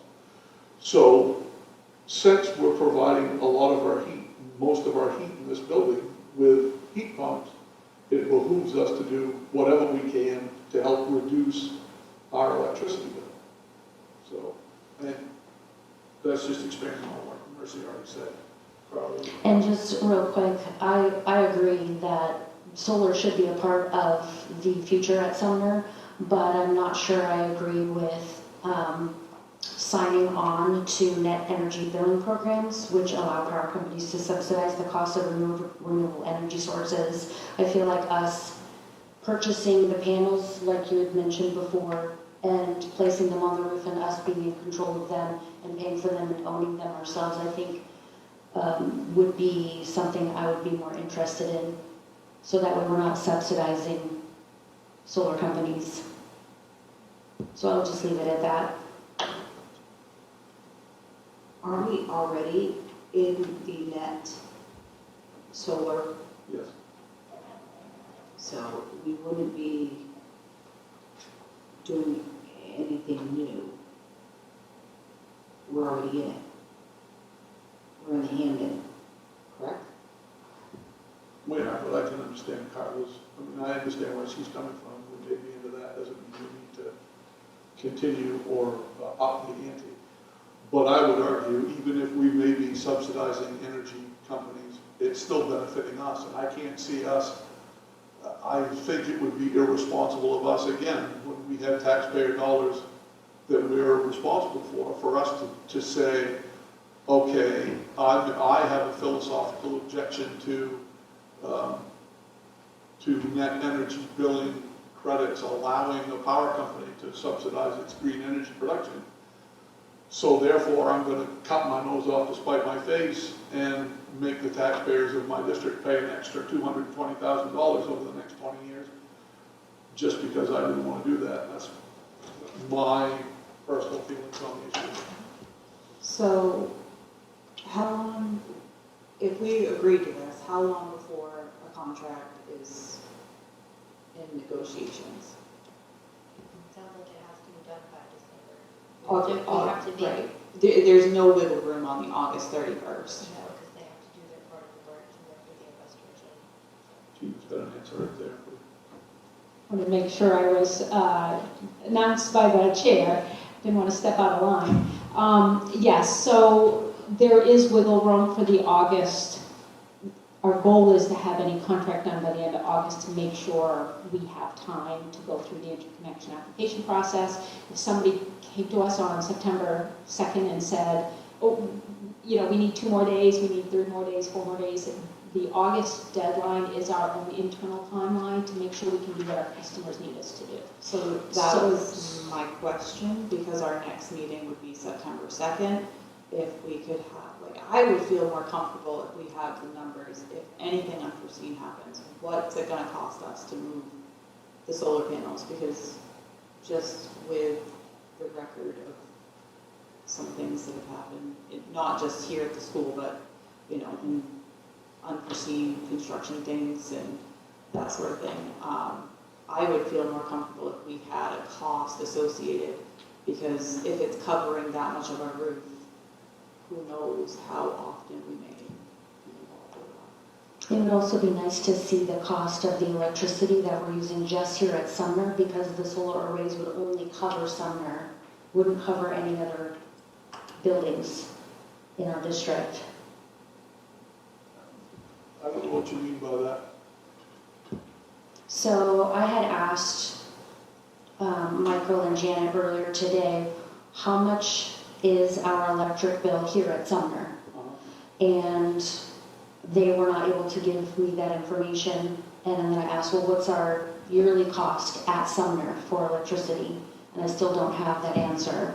So I'm just trying to understand, like when you were speaking about your cost to risk benefit as far as our electricity costs at Sumner are $30,000 a month, just using round figures. So how much of our solar array kilowatt hours are we going to see at that rate, bringing down our bill or adding to our credits? What is it going to save us overall? So what is our cost of our electricity? How much we're going to be generating? Can you show me how much we're going to save? Because at this moment in time, I don't have an actual figure. She just told us what it would This say. sheet shows it's $7,210 in year one. Is our electricity cost for Sumner for No. 1 year? It's our savings on this project. The savings, no matter what our electricity cost is, this is our savings. I mean, I'll get you what you want for electrical. But, If anybody can make a move the vote. I was going to ask, I seconded a motion Yep. to accept this proposal. Where is the discussion, please? Can I call the vote? You can. I think we should vote on this. At a certain point, we're not going to get all the information we need about the hypothetical problems with the roof in 5 years or 10 years. We're just not going to get it. What it's going to cost to repair a roof that we don't know is even needs repair. We're taking a slight risk in order to save thousands of dollars in the electric bill. The only disaster I could see happen is if the price of power drops right through the floor and we're paying like 10 cents a kilowatt hour. I just don't think that's going to happen. And I'm not sure that would hurt us anyway. Are you continuing the discussion or are you? No, I'm trying to call a vote. I think. Okay, now, if you move the question, call the vote, it requires a vote of 2/3 of the board to support that. So all those in favor of moving the question, please raise your hand. 1, 2, 3, 4, 5, 6, 7, 8. Right? What do we got? We have 2/3 of the vote, so that's enough to support moving the question. So all those in favor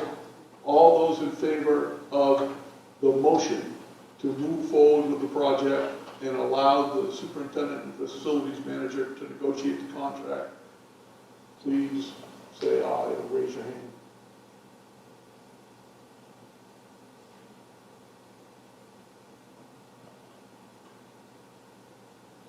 Just making sure that you have the count so that we can also show that this is carried. I believe it has, but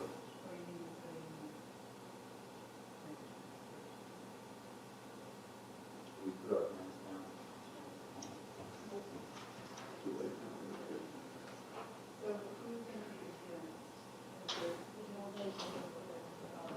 Opposed?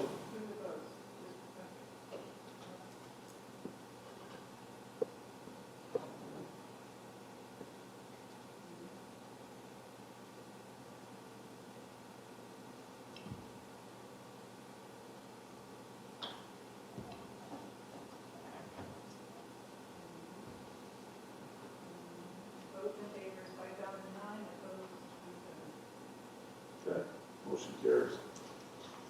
Thank you all very much, Tina. Tina, Janet, thank you very much. Next item on the agenda, district emergency plans. So this is the first year we were able to get the emergency management plans out much earlier than we have in the past. And so this is the result of a lot of work from our administrators. They sat down collaboratively at times and sometimes independently to make sure that there's consistency between the plans, but also recognizing that each school is different. And so each one of those has a little bit of variation. Those plans will be turned over, on your approval, will be turned over to Andy Sankey at Hancock County Emergency Management Agency. And so with that, I will put forward the emergency plans for the 25-26 school year. Yes. motion to approve the emergency action plans. Make a motion to approve the emergency action plans. Seconded. Any discussion? All those in favor? Opposed? All right. School handbooks. So, like with the emergency management plans, our administrators have sat down and did a lot of work to make sure their handbooks are updated. As part of the process, they got input from their staff at the end of the last school year for input to make sure that they've addressed any concerns or what have you. And this is a resource for parents and students to look at when things come up in the school year. I know that building administrators certainly look at it on a regular basis. So I would put forward for your approval the school handbooks. Make a motion, we accept the school handbooks. Seconded. Any discussion? Any discussion? All those in favor? Opposed? Okay. Thank you. Policy committee report, Mary. Thank you. All right, so we met at the policy committee on July 22nd at 5:30 at the DSF. We called to order. We did nominate a chair and a vice chair, myself as the chair and Jen Desjardins as the vice chair. We talked about a few policies to be considered for revision. We have AC 2025, non-discrimination / equal opportunity and affirmative action. Very minor changes were made to this. We made a bulleted list, replaced school with RSU, and updated legal and cross references.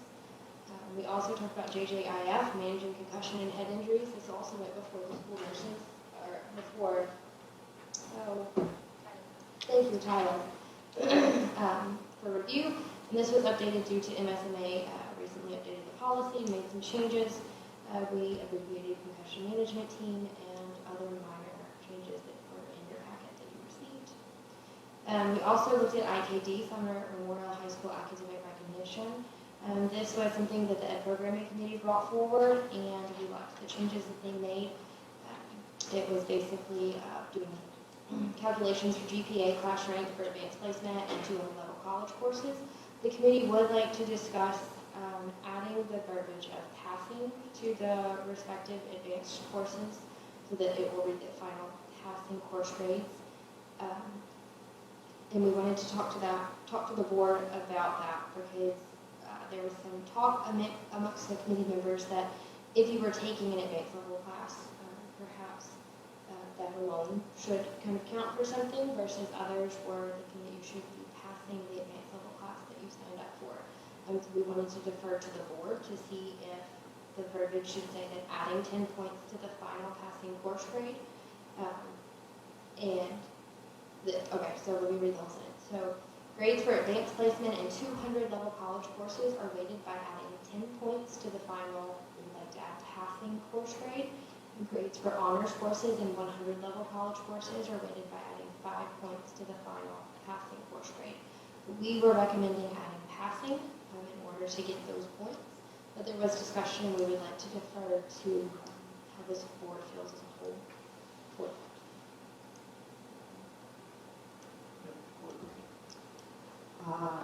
My personal feelings would be that if they're challenging themselves to a higher level course, that they still receive the additional points because I don't think you sign up for those classes and then don't try. So I think if you're in those courses, you're doing your best. And even if they are not per se passing, I still think that we should get the additional points. Any other consideration?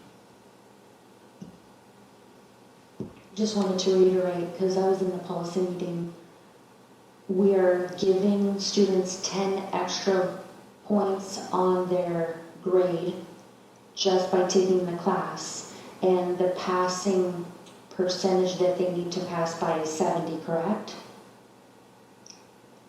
I actually can't answer that question with regard to college classes. Some college classes are 60 to pass, right? So I couldn't say. So someone could, in essence, get a 50% and get that 10 extra credit points because of the class and then pass with the 60. I don't think the college class would be through the college, so I think the college would determine if you passed it or not. Not like Sumner. Are we talking about summer classes or something different? Well, the college classes are like through the early college program through UMaine, but the Sumner classes would be Sumner, though. Like the AP classes like that. But does adding the 10 points also counts for the 200 placement, like college classes stuff, right? Yeah, it says grades for advanced placement in 200 level college courses are weighted by adding 10 points to the final passing course grade. Grades for honor courses in 100 level college courses are weighted by adding 5 points to the final passing course grade. Calculations of GPAs include all courses with the exception of those graded on a pass/fail basis. This is about the cumulative grade point average for the student. So, I think to answer your question, Carla, if you were taking a college class and you got a 50, you're still going to fail the class, but you would get a 60 an hour in the summer grade book. You wouldn't pass the class, but you would get a 60 in there when it came to computing your cumulative GPA. Am I correct? So, so then the question is, because I honestly could go either way on this. I understand exactly what Katie's saying, and I'm thinking that if we had somebody that took a class and subsequently failed it, that they probably, by doing so, disqualified themselves just by doing that from being in the top 3 or 4 spots in their class. So that 10 points isn't really probably going to help them all that much.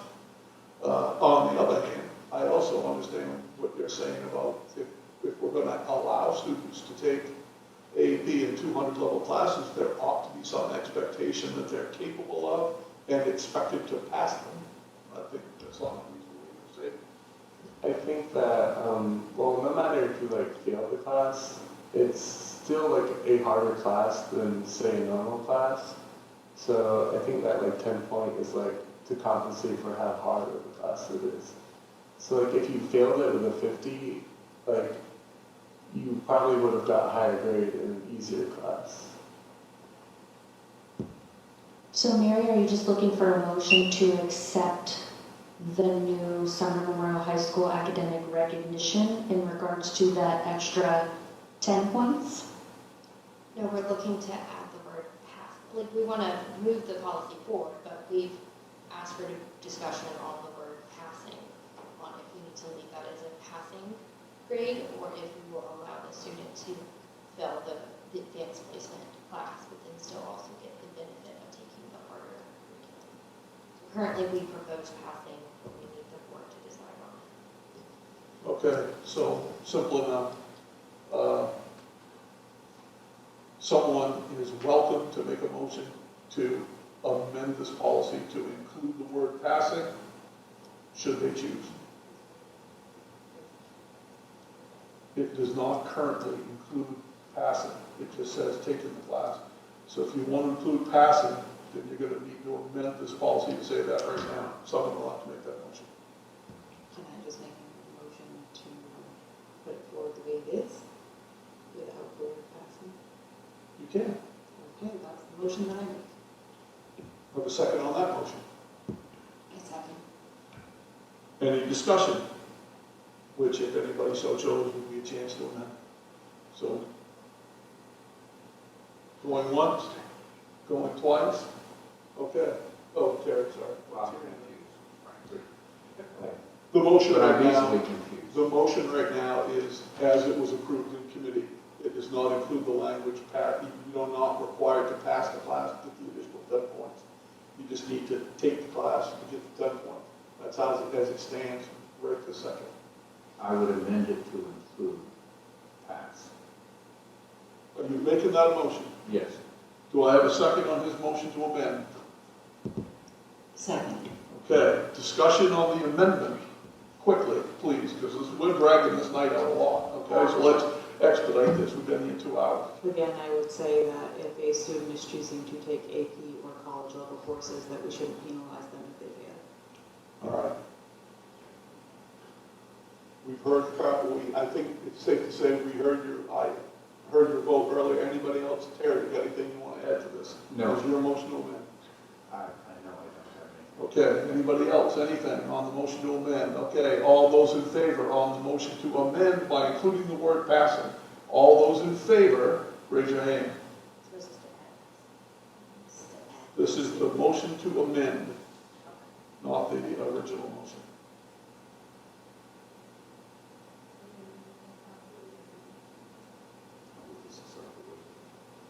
Yeah. It might be easier, maybe it's just easier to say those opposed. Opposed to the amendment, how about that? There you go.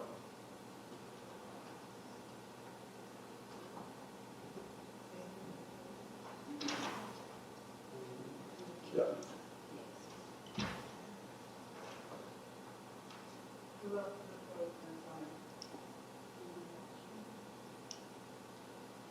Yeah, saving Katie and Ashley.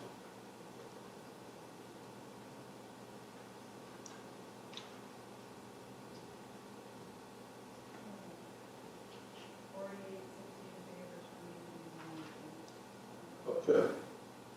So the amended motion now reads, you will basically be required to pass the class in order to get the 10 points. So, or 5 points in that other situation, absolutely. All those in favor of the new amended motion?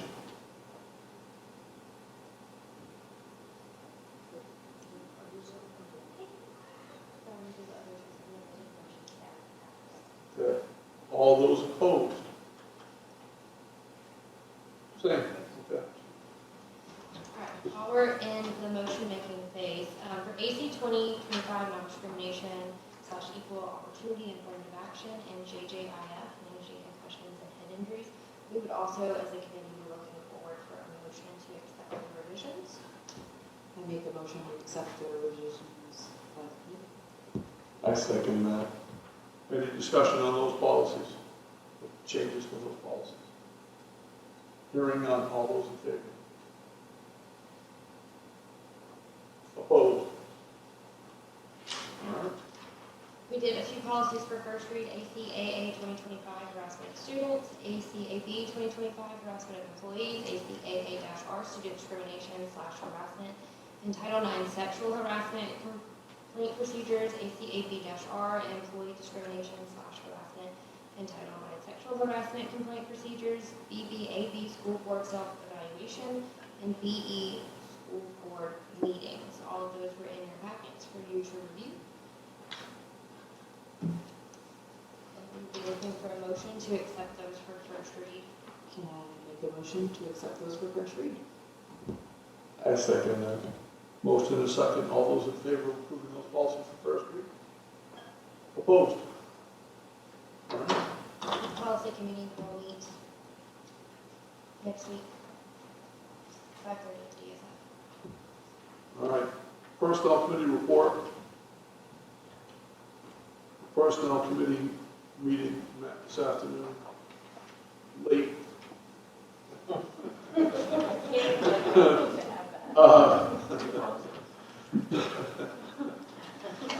Okay, chair, I was elected chair, Saban was elected vice chair of the committee. Agenda items, okay, as some of you may know, we've been trying for about a year now to hire somebody for a school council position for Peninsula School at ELS unsuccessfully. In an effort to try to provide most of those same services, we are proposing for recommendation tonight the creation of an interim PBIS teacher, a one-year position, because we will next year again go out to try to find a counselor. We're looking for a certification for somebody from somebody that has either a professional teacher certification or school counselor certification. I don't know what that one is. BCBA. Board Certified Behavior. That. Okay. So again, a one-year position to try to provide as many of the services as we can to those students, short of having the real position. All those, I need a motion for Make that. a motion that we accept the PBA's teacher position for a year. I second. Any discussion? All those in favor? Opposed? The second position, a very similar situation. We've had a lot of difficulty finding a teacher for gifted and talented here in this building, but also services the rest of the district, correct? We do, however, have a multi-language learner teacher who has, fortuitously, I guess, a lower than expected caseload this year, who has agreed to take on a lot of the role of a GT teacher, GT gifted and talented, I'm sorry, I'm abbreviating. Again, this would be a one-year position, interim position, in hopes that next year we'll advertise and find a true gifted and talented teacher to come in. But we're looking for a motion to again, create a combined multi-language learner, gifted, talented teacher combination. I make a motion that we accept the recommendation by the committee to combine the multi-language teacher position with gifted and talented. I second that. Any discussion? All those in favor? Opposed? Last thing's a hiring update. Everybody have this? Well, you should. So everybody that's got one, pass it around so everyone else can do it. You should look at it and you should be excited about it because it is the smallest unfilled position list that I can remember seeing in a long, long time. If you look on the bottom, you see all the vacancies that have been filled and the very few up top that have not, and many of those on the top that have not yet been filled have candidates for the positions. And also in a discussion prior to the personnel committee meeting with Chris Alvarado, she told me that we have a teacher, I think in this building, who was going to interview for a job in Brewer and Bangor and Bangor and yes, Old Town, I think it was Bangor and Old Town, interviewed for 2 positions and was offered the positions and ultimately chose to stay here. And you know why? Because the pay was better. Better than it was in Bangor and Old Town. So, and also we have a teacher we had a teacher that had been teaching in another school district teaching in Brewer, who lives in Sullivan, has been driving to Brewer for 10 years, who left Brewer to take a position with us because it paid more and she didn't have to drive to Brewer every day. So for those of you that helped support the vision of putting a pay scale out there that would help to recruit and retain teachers, let your heart be warmed by the fact that it is accomplishing exactly what it was intended to do. We are getting people that other districts believe are quality teachers who are choosing to stay here as opposed to going to other bigger and theoretically better districts. So I think that the board and the leadership team that put together that pay scale should be proud of that work. All right. We'll meet next month on September 2nd. Can I add something? Sure. I think that one of the people I talked with that works at NDI, I mentioned this before, was very jealous of the fact that we produce somehow, I don't know how, because it happened before I joined, a health plan that is the envy of the other districts in this area of Maine. And in addition to the salary boost, I think that makes a huge difference. Is a decent health insurance program. I don't know who put it together, but whoever did it did a really good job. Thank you, Terry.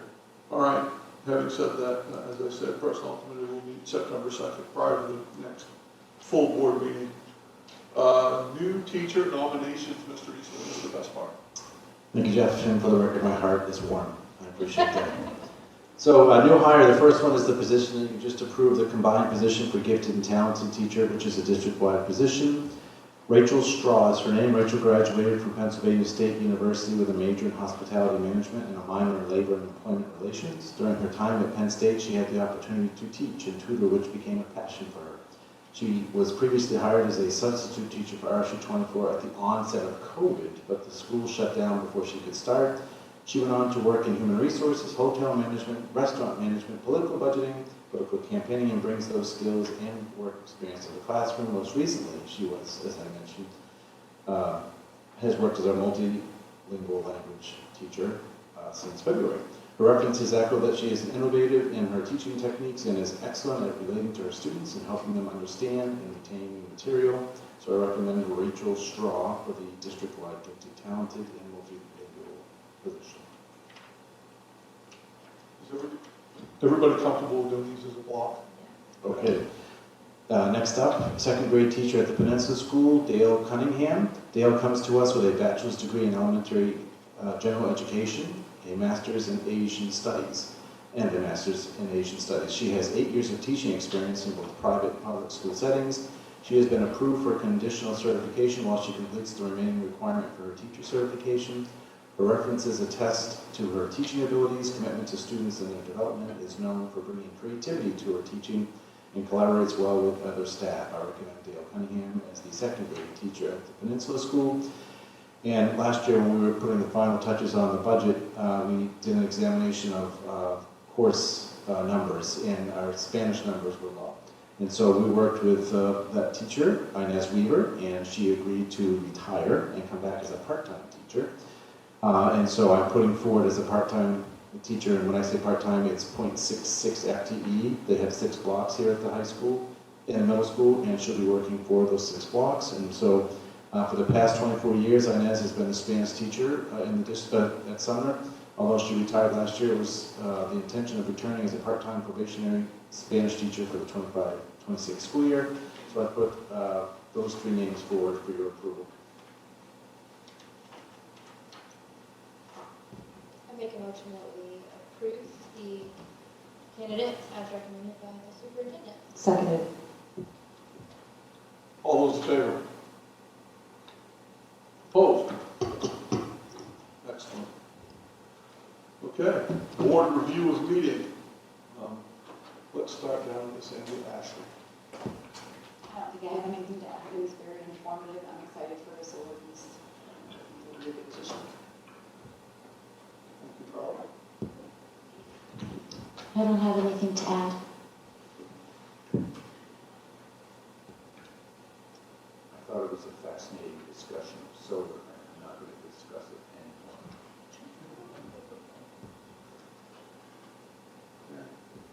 My heart is also warm. So thank you. And thank you to the board for prioritizing that. I think it's a testament to this time last year.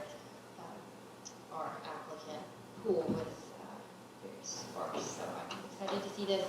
And thank you. I know there have been some people that left already, but I appreciate the presentations and the information and all of the work that y'all are doing this summer.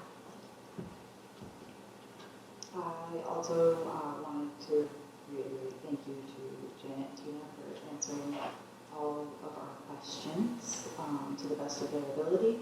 And I also wanted to add a thank you to Seaside Landscaping just because of all the tremendous work that they've done with our school. I'm good. I'm good.